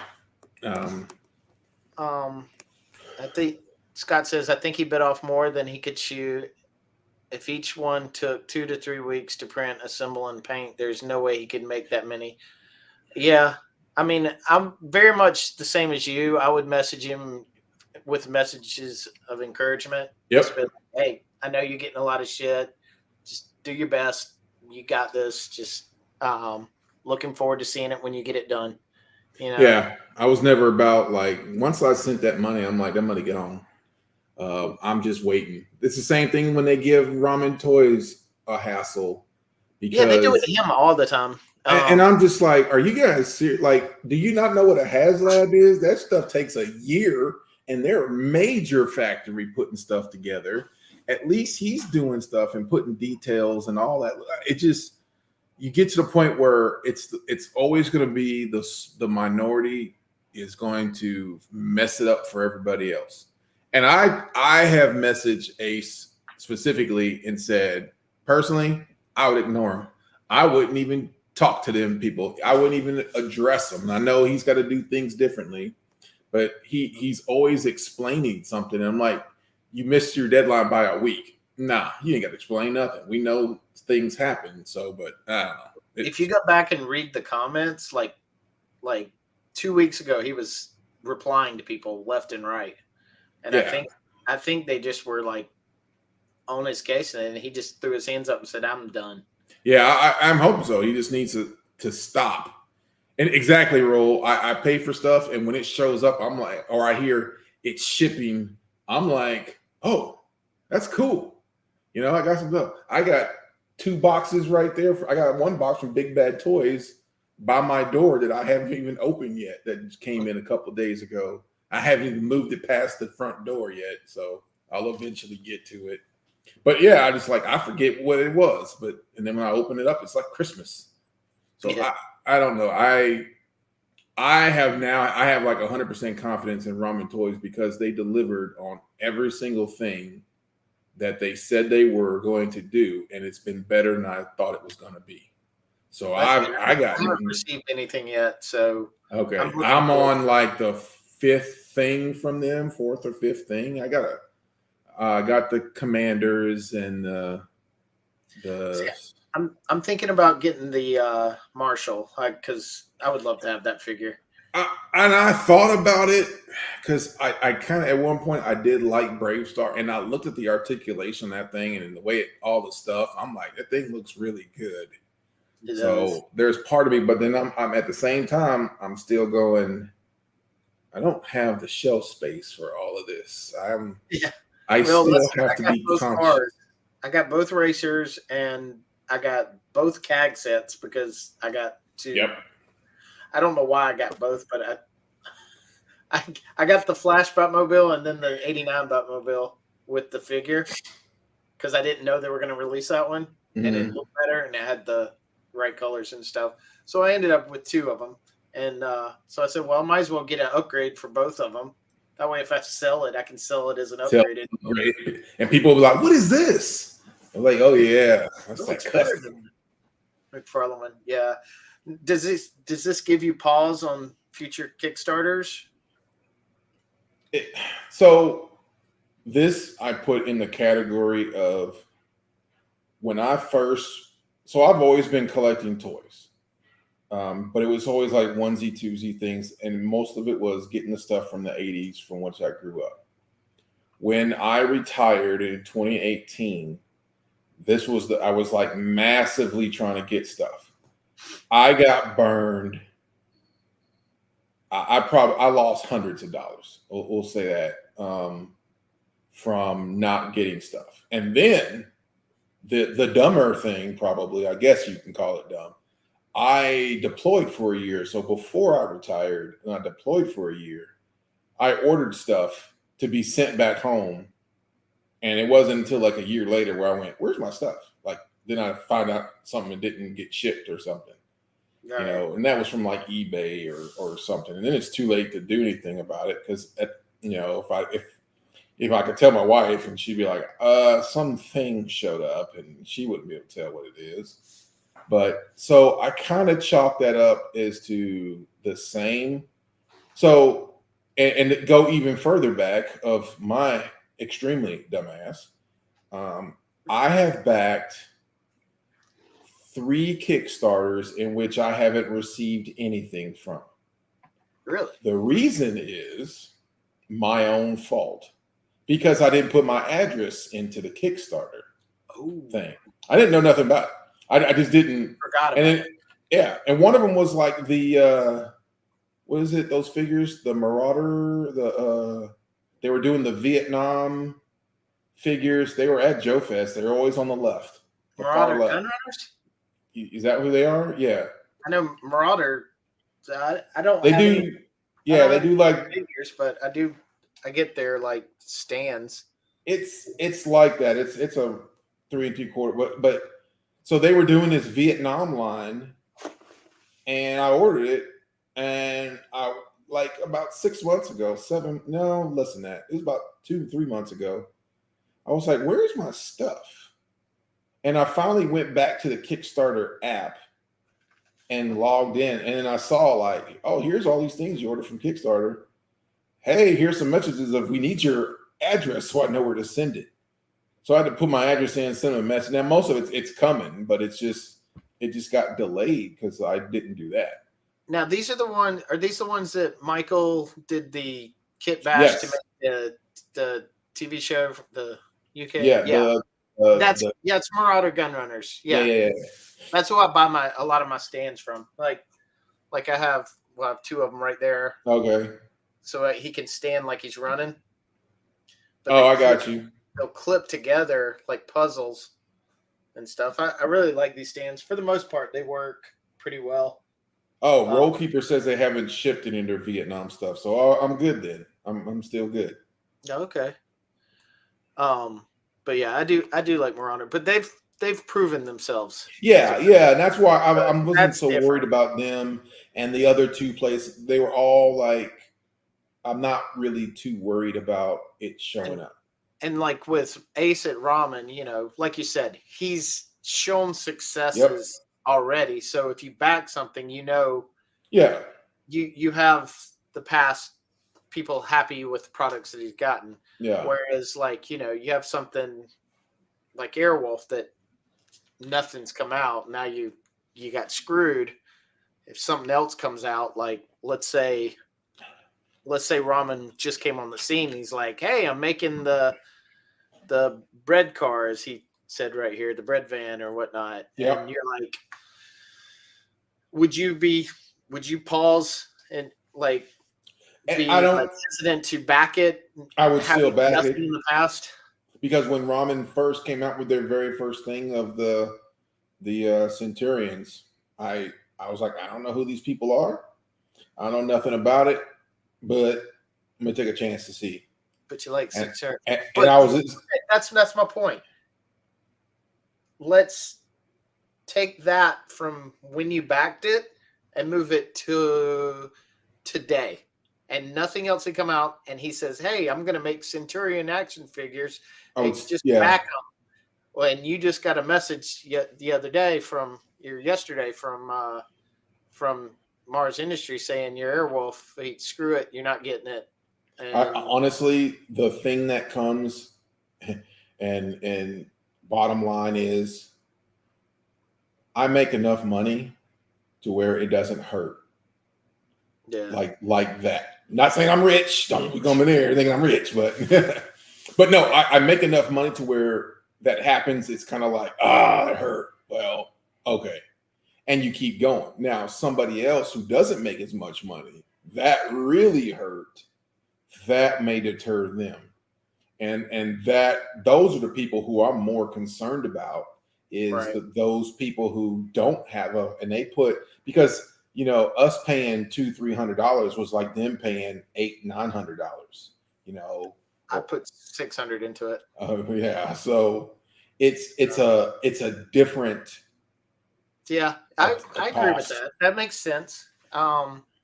Yeah, I mean, that money is, I consider it gone. I spent that 3 years ago. It's gone. It's not going to hurt me whether it's here or not. Yeah. It'd be a plus if I had it now, but I'd rather have the Airwolf. But it's only going to hurt when someone else comes out with an Airwolf and then you want to buy it. Then it's going to hurt because now you're gonna calculate. I've already spent $600, and now I'm about to spend this to get this and one. Ace probably will do it, and I'll probably will buy it because I want an Airwolf. I 100% will buy it if he does it. 100%. I don't want it at 6-inch. I wanted it. Yep. At, 1/8. Yeah, because it's the only way you can do it really to get figures to go, and it was just I would 100% do it, and it just sucks. Like I said, I'm more worried about the little people. My guess is I don't think he spent all the money, and I bet he could partially refund, but maybe us that were nice to him in the chat, he'll be like, "Hey, y'all were cool. Here's your money back." I don't know. I doubt it, but you know, I doubt it too. But it just sucks, and but it is kind of like a gamble, and it's kind of like what Kickstarter says, and you know, you can kind of do something, but yeah. What's up, Jeff? But yeah, it is what it is, and you can be mad. Just have to roll with it. But you got it pissed me off that he gave up. He laid down. I hate that. It does suck because I was rooting for him, even though I wanted the product and everything. You know, I understand how people can be total dirtbags on the internet, and I get it. He was probably stressed and overwhelmed, but you know, you made a commitment. Yep. Figure it out. You should have just. He should have just went to like 50 or so, done those, and then after, and to me, do your 50 for that, whatever the price you thought you'd get from it, sell them all, then do another 50 and raise the price up a little bit. Yeah. And then people would have bought those. And then at least then you can pace out your production. But when you take all that, I wouldn't want that pressure. So I get part of it. And then when one thing goes bad and they all start going bad, or I just, my brain, the only part of me that is kind of confused is like you talked about how he went on Retro Blasting. He had that prototype there. And I'm like, just give me that. You know, if you made that, Right. then that was good enough for me. If you would have just didn't have to tweak it that much and just done that, I'd have been happy. But I don't know. But my thing is, if Ramen does it, you will now we'll get everything. You'll probably get lights. You'll probably get some sort of possibly a sound effect come with it of the rotor noise. He'll have it where it pops out. He may have it to where it may pop out. It'll be little things that he can do because he has. And with his mask line. He has because he has professional people who do this. He's already done it. Like I said, the mask line with the way things go. So he knows how to make that type of articulation. Oh yeah, I'm for sure he could probably do it. But for him, it's a business. How many is he going to sell? And that's the problem, because now a lot of people are going to be like, I just spent all this money and now I'm gun shy. And even that he has a good history, they're still going to be gun shy, or they're going to say, I've already lost that money and I can't spend more. So I don't know. But to me, to Ace, he should do the same thing he did for the other ones. I need to have a minimum of this amount and do it. I would 100% buy it. Me too. 100%. What do you think twice? Despite what I lost, that money was gone 3 years ago. Yeah, it sucks that I got nothing for it now, but that's 3 years later that I'm realizing it. Yeah. It's not going to hurt me right now. Yeah. I'm in a different place than I was 3 years ago. Totally. So, yeah. I think we're on the same page. I would totally buy it. Ramen Toys released tomorrow. Hey, this is what I'm thinking. I'd be like, yeah. Yep. So there's that. So that's why I said that's kind of how I feel about it. Yeah, Scott. That's what I'm saying. It'll have that howl that it did, and that would be badass, and I would be perfectly happy with that. But again, I'm running out of space, dog. He'll have the theme song play as the propeller turns. That'd be cool. Yeah. I have one more display cabinet that I'm buying, and it said it was at the end of this month. It's when they're supposed to start shipping it, and it's my last display cabinet. So when that thing is full, I gotta make moves. I gotta figure out something. Well, if he makes an Airwolf, which my plan was to hang it up there. Okay. So, it will be in flight. You mean, what's the point of having Airwolf? I haven't gotten the hanging part yet. I know a guy who makes the acrylic stands, and I was going to see if he could mold an acrylic stand and have it sitting in like banking or something cool or something like that. But yeah, but then knowing Ace, he may make a stand for it. So, I don't know. We'll see. I don't have shelf room for it. I would have to have it coming like at an angle coming down. Yeah. That would be really cool. But yeah. So yeah, that's there. Well, I'm gonna stay on till probably about 5 till 8. So another 25 minutes, I guess. Then I have to go take care of something at 8 o'clock. Excuse me. One of the other things I want to talk about is DFW show. All y'all talk about Joe Fest. I'm still talking about DFW. Can't hear then it has a picture of everyone. Yes, I can hear that. That meme, totally. Yep.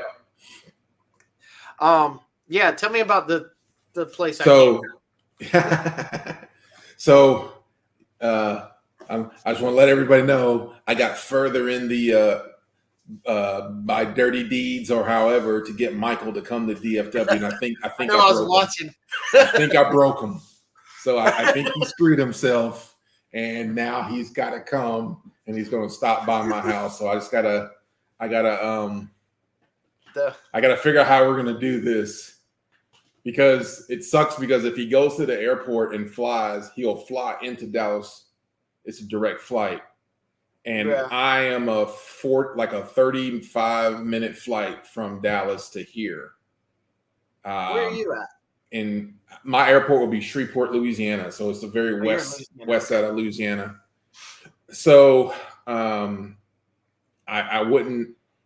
My thing is, I would probably have him see if he can fly into Shreveport. Because he's got to film. He said he was going to go film something. So I got to I'm saving up my time off from work and everything. So fly into Shreveport, probably stay at my house for a night, and then Friday we drive to Joe Fest. Well, if that's the case, if he's going to do that to do the Spiral Zone, you got to have that stuff ready and yeah. photography ready for. I don't know what he wants. I'm just going to have him out. I got to find him a spot to do that. I don't know. I got to figure it out. I don't know. Now I'm not, and everybody who's listening, this ain't the plan. This isn't the plan in my head. I have not conveyed any of this to Michael, and he has not formally said he was coming, but he's coming. But yeah, so we've got a few of us in a chat talking about things. They have a lot of stuff going on in the hotel that I just found out that's going to go on during the time. You know, the usual meats, toys, selling, bringing your stuff and selling it in a hotel. There's some other things going down. So we're going to get all of that. Yep. It's okay. He's got military clearance. So it'll be cool. I think it's going to be a good time. There's a lot of people who probably weren't normally coming who are now coming. So I hate that Joe Fest did dirty like that. Yep. It was so much easier for me. I know it was further for y'all, but for me, oh my gosh, it was so nice. It was so good. I hope Bobby comes back to Georgia or surrounding areas at least. I don't know, some of that stuff. It's gonna be rough. I would love to come to DFW, but just timing and cost. Yeah. I mean, I think it would be over $1,000 to go without ever getting in the door. Well, the flight shouldn't be that much from Atlanta. It's a direct flight for Delta. You got a flight there and back, plus you got a hotel. The dog knows how to open doors, and I didn't lock the door, so it was my fault. The flight's probably like $300 or $400. The hotel is for 3 or 4 days is probably going to be about $300 or $400. Some of us can get a little discount. Plus gas, plus you wouldn't need a rental car because there'd be enough of us around where we would take care of that. So that's food and everything. I mean, I'm looking at over $1,000 just there, and then you got to get the ticket to get in. Plus, what do you want to buy? Yeah. What are you taking? Look here. This is what all I got to say about that. You've had the life good because you're right there by Atlanta. So I don't really want to hear about your $30 in gas to get there when I had to fly all the way over. I had to fly into Atlanta and then drive through Atlanta traffic. 2 hours. Yeah. All the way to get there. Traffic sucks. Yeah. So, and I've done that 3-4 times. Wait, so you won't make it on the 20th? Are you asking me? I don't know. What's on the 20th? What's on the 20th? Maybe we'll get to it. However, Master Son is fully committed to coming to Retro Toy Con. Retro Toy Con? You're gonna, Yeah, you're Scott. gonna, What is Retro Toy Con? yeah, you're gonna have to give me like a little bit. My memory is bad. All Kent right, says, Ken. Holla. well, I gotta go. Great stream. Talking to you, Drew, Master Son, Scuba, and M Vargo, and everyone in chat. Wish you all a good night. See you all in the next stream. Thank you for being here, Kent. Yep. It's been fun. Just Jeff, Drew, Google flights and get a cheap. Yes. Yep. Yeah. All right. Somebody he was telling me about that. I even cleaned out my stupid car to play taxi of people. Yeah, and that's the thing. If people need to work, I am going to probably bring. I'm not going to bring my Shelby. I'm probably going to bring my truck. So if I bring my truck, we can fit, a full 4 to 5 people in there. So, and there's things close to the hotel. So Scott brings up another point. The flight for me is almost 700 from Greenville, Spartanburg plus hotel, and that's if my wife doesn't go. Not going to happen. Yeah, my wife too, going that far for that long. She'd want to come, but then she's not into this stuff too. So yeah, and we got other things going on the weekend before and the weekend after that cost money. yeah, and sometimes it's just like that. Time. That's the main reason. I looked into trying to figure it out, and short of well, look for next year. Sort of piggybacking on Michael's Jeep without him knowing. If he drove, but it is a pretty decent roll keeper. This is all I'm saying. I don't think you would absolutely need to. I know where the hotel is. It's technically your walking distance to the place. I wouldn't do it because it's going to be hot. Even if you leave early in the morning, it's going to be sweating like crazy. But you just got to know some people who are going to be there. I'll be there. So if people need a ride, I am more than willing to. Hey, because half the time we're all going to going out to eat. They've already picked these certain places we're going to go out and eat and stuff together. So don't. Just Jeff says, fathers in Dallas, lock up your daughters. Scotty Hughes is coming. It's messed up. So June 20th, I scheduled a warehouse pick and buy for Dallas Vintage Toys. So that's on the Thursday before, so I won't be there. Oh, it's like that. God, great to see you too, Tony.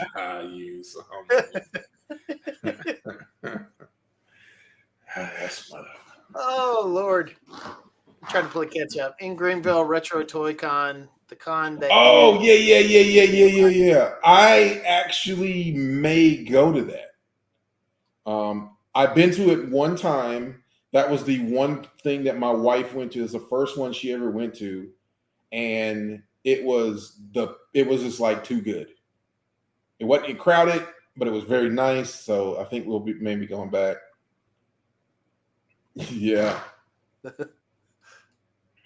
In all seriousness, Master Son, your hair is looking sharp today. I know I'm growing it out. I'm doing the twist styling and everything. I got the Wakanda thing, trying to get it to go. Yeah. From being in the military and having to have it cut short all the time, it's like, I'm going to grow my hair out. And at first my wife was like, no, you're not. And then she started to like it. So then now she's good. Well, there you go. Scott Hughes says 12 hours, 8 minutes from Michael's to DFW Convention Center. 13 hours, 44 minutes from my house. See, but it won't be 12 hours. It'll be like 8 or 9 hours because then he'll stop at my house. And you lose an hour. Yeah, well, I think he probably calculated that because that's about right. Because you're still going to have that hour. You're just I've driven that way before, and usually when I'm driving like through to like South Carolina, I usually stop right outside Douglasville, which is like west of Atlanta, and that's about 9 hours, and that's about when I stop. I'm gonna just create a Valicon in Georgia that is centered around Action Force and fly Tony in as a special guest. And then you will be worried about price then. You ever priced a ticket to Australia? I've flown to Australia like twice, 3 times. Well, one was on military, so that didn't count. That was free. But yeah, expensive. Just Jeff says, I'll talk to folks, maybe get an additional day. I just need a group of folks to do, which should be easy. And Scott says, check your DMs, Master Son and Drew. I sent you the links. Yeah, I got the link. Yeah, I heard it before. I have a T-shirt from the time I went. I couldn't remember where it is. But when is it, Scott? That one may be a doer. But yeah, so the next year one, you already have the dates for 25. So you can start planning for that now. And they put and from what I was told from them, they put their dates out so that if, some other place decided they were going to put their convention at the same date, that is 100% on them. And now it's on purpose. So I heard to fly someone out to Australia, the person buying the ticket has to wrestle and work it out. I'll drink a dude named Talon and box a kangaroo. And it's true. That's what Michael had to do when he took the barge out there. So except the guy's name wasn't Talon, it was Dundee.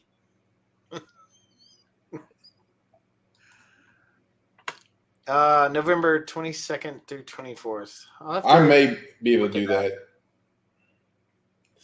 That may, because that's like kind of off. I can probably do that. But yeah, so yeah, if you are one of those people, especially here, and we know you, and you're thinking about coming to Dallas, and you're wondering about if you're trying to save a little bit more money with a rental car, you can Uber to wherever you need to go. If not, catch a ride from us. Oh, that's pretty cool. That is pretty cool. Unfortunately, it's got the ugly face on it, but other than that, it's pretty cool. I gotta get. I think Embargo's gonna hook me up with the boots because I don't have the other figure. Well, I do. I just don't want to take them apart to fix the boots. But yeah, it looks good. So cool. But yeah, it'll be fun. Instead of if I can con Michael into it, if he drives, it'll be easier for him to stay at my house. But if he flies, we're gonna have to figure out something of. It'd be a long drive, but it'd be an easier drive to get to your house and then go the next day to the. It would be less expensive, but yeah. But it's Middle Zealand. And but if Michael's coming to my house, he would be my guest, so therefore I would feel like I would pay for part of his flight anyway. So if he wanted to go that route, but he already knows this. See, I didn't want to bring up Australia's cultural icon, Drew. I didn't want to somehow invoke Tony. You said it. Tony. You said it 3 times, and then he shows up. Tony? Is that or Desert Rat? He appears. If that's the case, every stream I'm gonna say that. He'll wake up at like 2 a.m. So you also said something I found very interesting. Well, you know what? I don't know if I can tell this. I have some news, but I don't know if I'm allowed to say. I gotta ask him.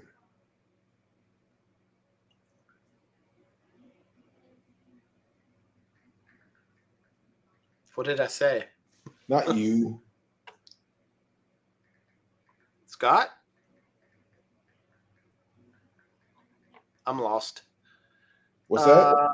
No, there was something I was going to say on the stream, but I need to verify with the person that I can say it. You said it was something that I said, though. No. It wasn't. I may have misspoke. It wasn't nothing you said. Well, actually, it kind of was. You brought it up somebody brought it up in the stream in reference something else. And then I was just like, I was thinking about it as I was talking to my wife, and then I'm like, and nope, can't tell you. I got a nope, not yet. So, was that so yeah. what? Check the private chat.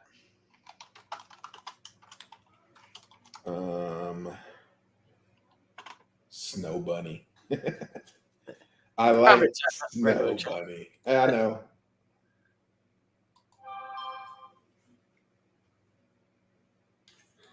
No, I'm not that cool, Drew. Oh, okay. I thought that was what you were referring to, and I No. was like, Okay. Scott, no, I cannot.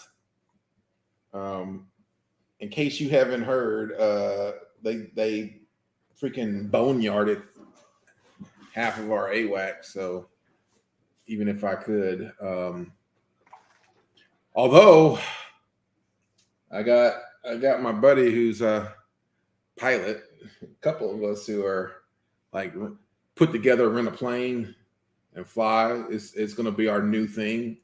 So I just gotta con them into thinking, you need to come to Dallas or wherever these conventions are. I just gotta make up a good excuse and then say, yeah, I'll come with you on this date and just get some free going in. All I gotta do is like pay for gas or fly halfway or something. I don't know, but yeah, we're thinking about it. So, how far are you away from Atlanta? If I drive to Atlanta, it will take me 9-10 hours, somewhere around there. Okay. At least. It's a good little drive. It's a drive. Flying though, I leave out of this airport. I fly direct from here to Atlanta. I have a direct flight, so it's like almost an hour. It's pretty quick, depending on the winds. So it's not that far for me to fly. So like if I was going for something like this, and I knew I wasn't going to be bringing a whole bunch of stuff back, I would fly. But if I think I was going to bring a whole bunch of stuff back, I would drive. Or like the last 2 times, I was actually TDY in Florida at the time, like the week before. So I just drove on my TDY and actually got paid to drive my car on the TDY, and then left from there and just went to Joe Fest. So, and then after that, and then I just drove back home. So that makes it easier, but things have to line up perfectly, and it did it one time out of the 3 or 4 times that I was there. One time it was supposed to line up. I was supposed to go to actually probably out where Scott Hughes is at. It was in South Carolina. It was when I want to say it was like 6 months ago when they had the whole cast of the original X-Men, the animated series. There was like 6 or 7 were going to be there. And so it lined up. I had a TDY that was out in that area, and I would have been able to rent a car. It was like an hour, 2-hour drive, and I could have been there, but I could not get the TDY, all that stuff approval because you're doing, it's kind of complicated because the government's only going to pay for the portion that matters to them, and you got to find your way around it. And I just couldn't make it happen. And then when I couldn't do it, I was pissed. Because I'm like, I am right there, and I couldn't. So that sucked. All right, Jeff. Catch you. Jeff. Yeah, I don't know. I'll have to look into that RetroCon because it's not too bad of a drive if it's. Yeah, for you, it wouldn't be that far. Yeah, it's like I think it was when I went up there. I'm guessing it's the same place where Scott lives. I went up there like a month ago with him and Michael, and It was like 3 hours away. So Okay. not too bad.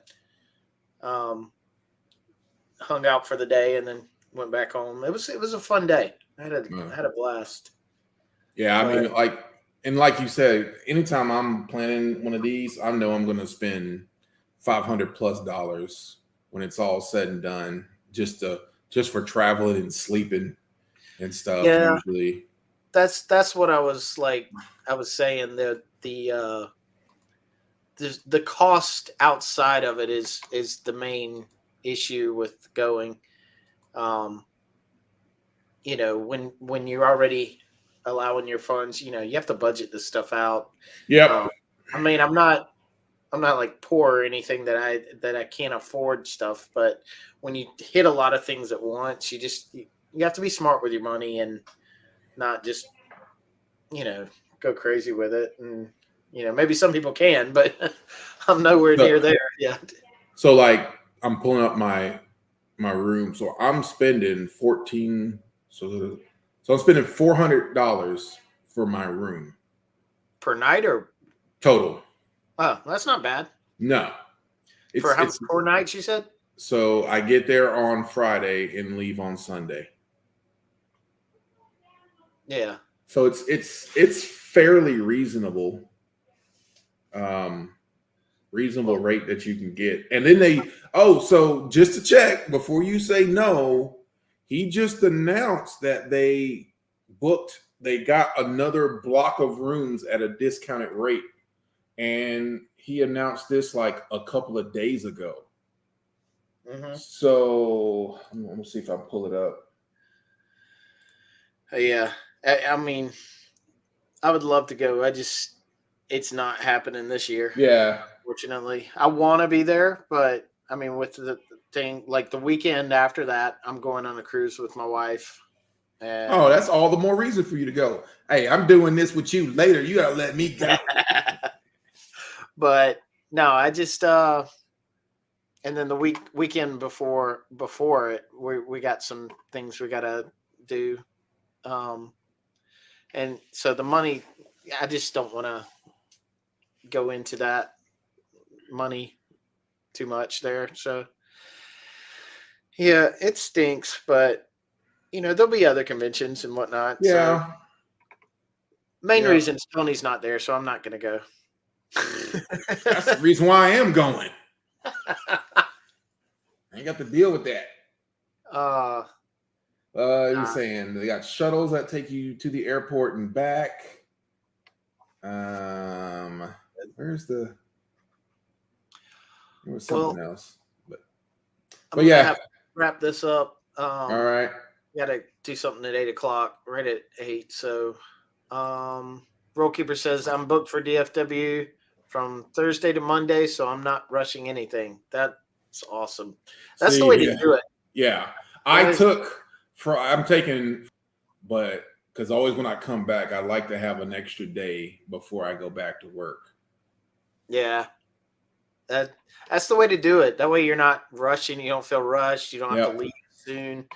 Like, I got to go catch my flight. Everyone, bye. Yeah. Just hang out till everyone's gone, then go to bed, wake up, then get on your flight. Let me see. Roll Keeper, let me figure out how I'm gonna get you into the chat. We actually have a chat for like everybody who's going to DFW on Facebook. Not Top Goon? Yeah, the one that he put in. So if you're friends with like Goonie or Chad or I think Ryan. Is Ryan in it? I don't know. Yeah, Ryan's in it. I think he is. Yeah, he's in it. I see his stuff in there. If you're friends with any of them, he says he's in. He said he's in Goon's chat. Oh, okay. Well, shit. Then type a message and tell me who you are right now, so I know which person you are. And then definitely you won't have to worry about driving around. So yeah. Cool. All right. Well, yeah, go do your thing. Again, good times hanging out. We showed a guy here earlier, but I said I had to spend a little time with the wife. You're doing your thing. Yeah, and now the daughter's birthday is coming up next week, so I got more things to deal with. So Well, that's awesome. I'm just glad I was able to get to stream. I haven't been able to stream in forever.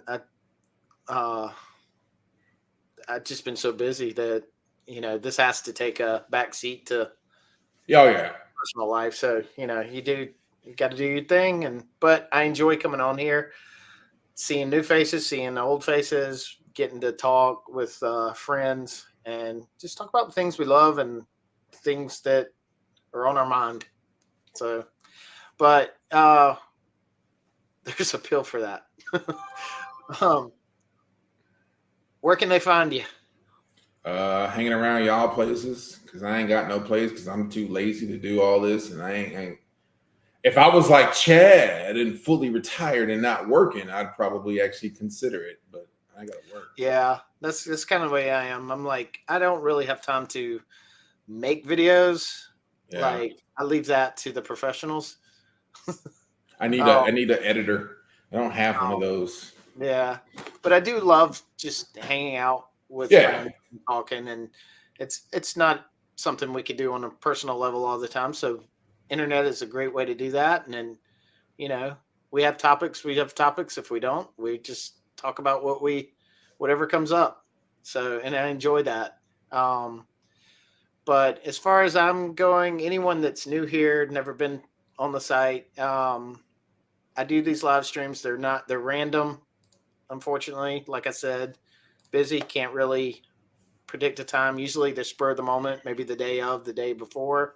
I'll put something out. So stay posted. You can find me on Drewgy's Toy Box on Instagram. You can find me here, subscribe. And if you've never seen it, I have some room tour videos. Like I have 4 videos that you can watch and some shorts that go over some of my collection. And hopefully after the Vanguards and the Ramen Racers are delivered and I get them all set up, I'm going to start working on a new tour video because a lot has changed since the last time I was doing that. So, but if you like tour videos, go take a look. I don't talk in these. They're just musically floating through the rooms. Other than that, it was great hanging with y'all. Scuba and Embargo from earlier and Master Son 42 now. Great to see familiar faces in the chat, and hope to see y'all in the future. And with that, I am going to play us out. See you guys. Later.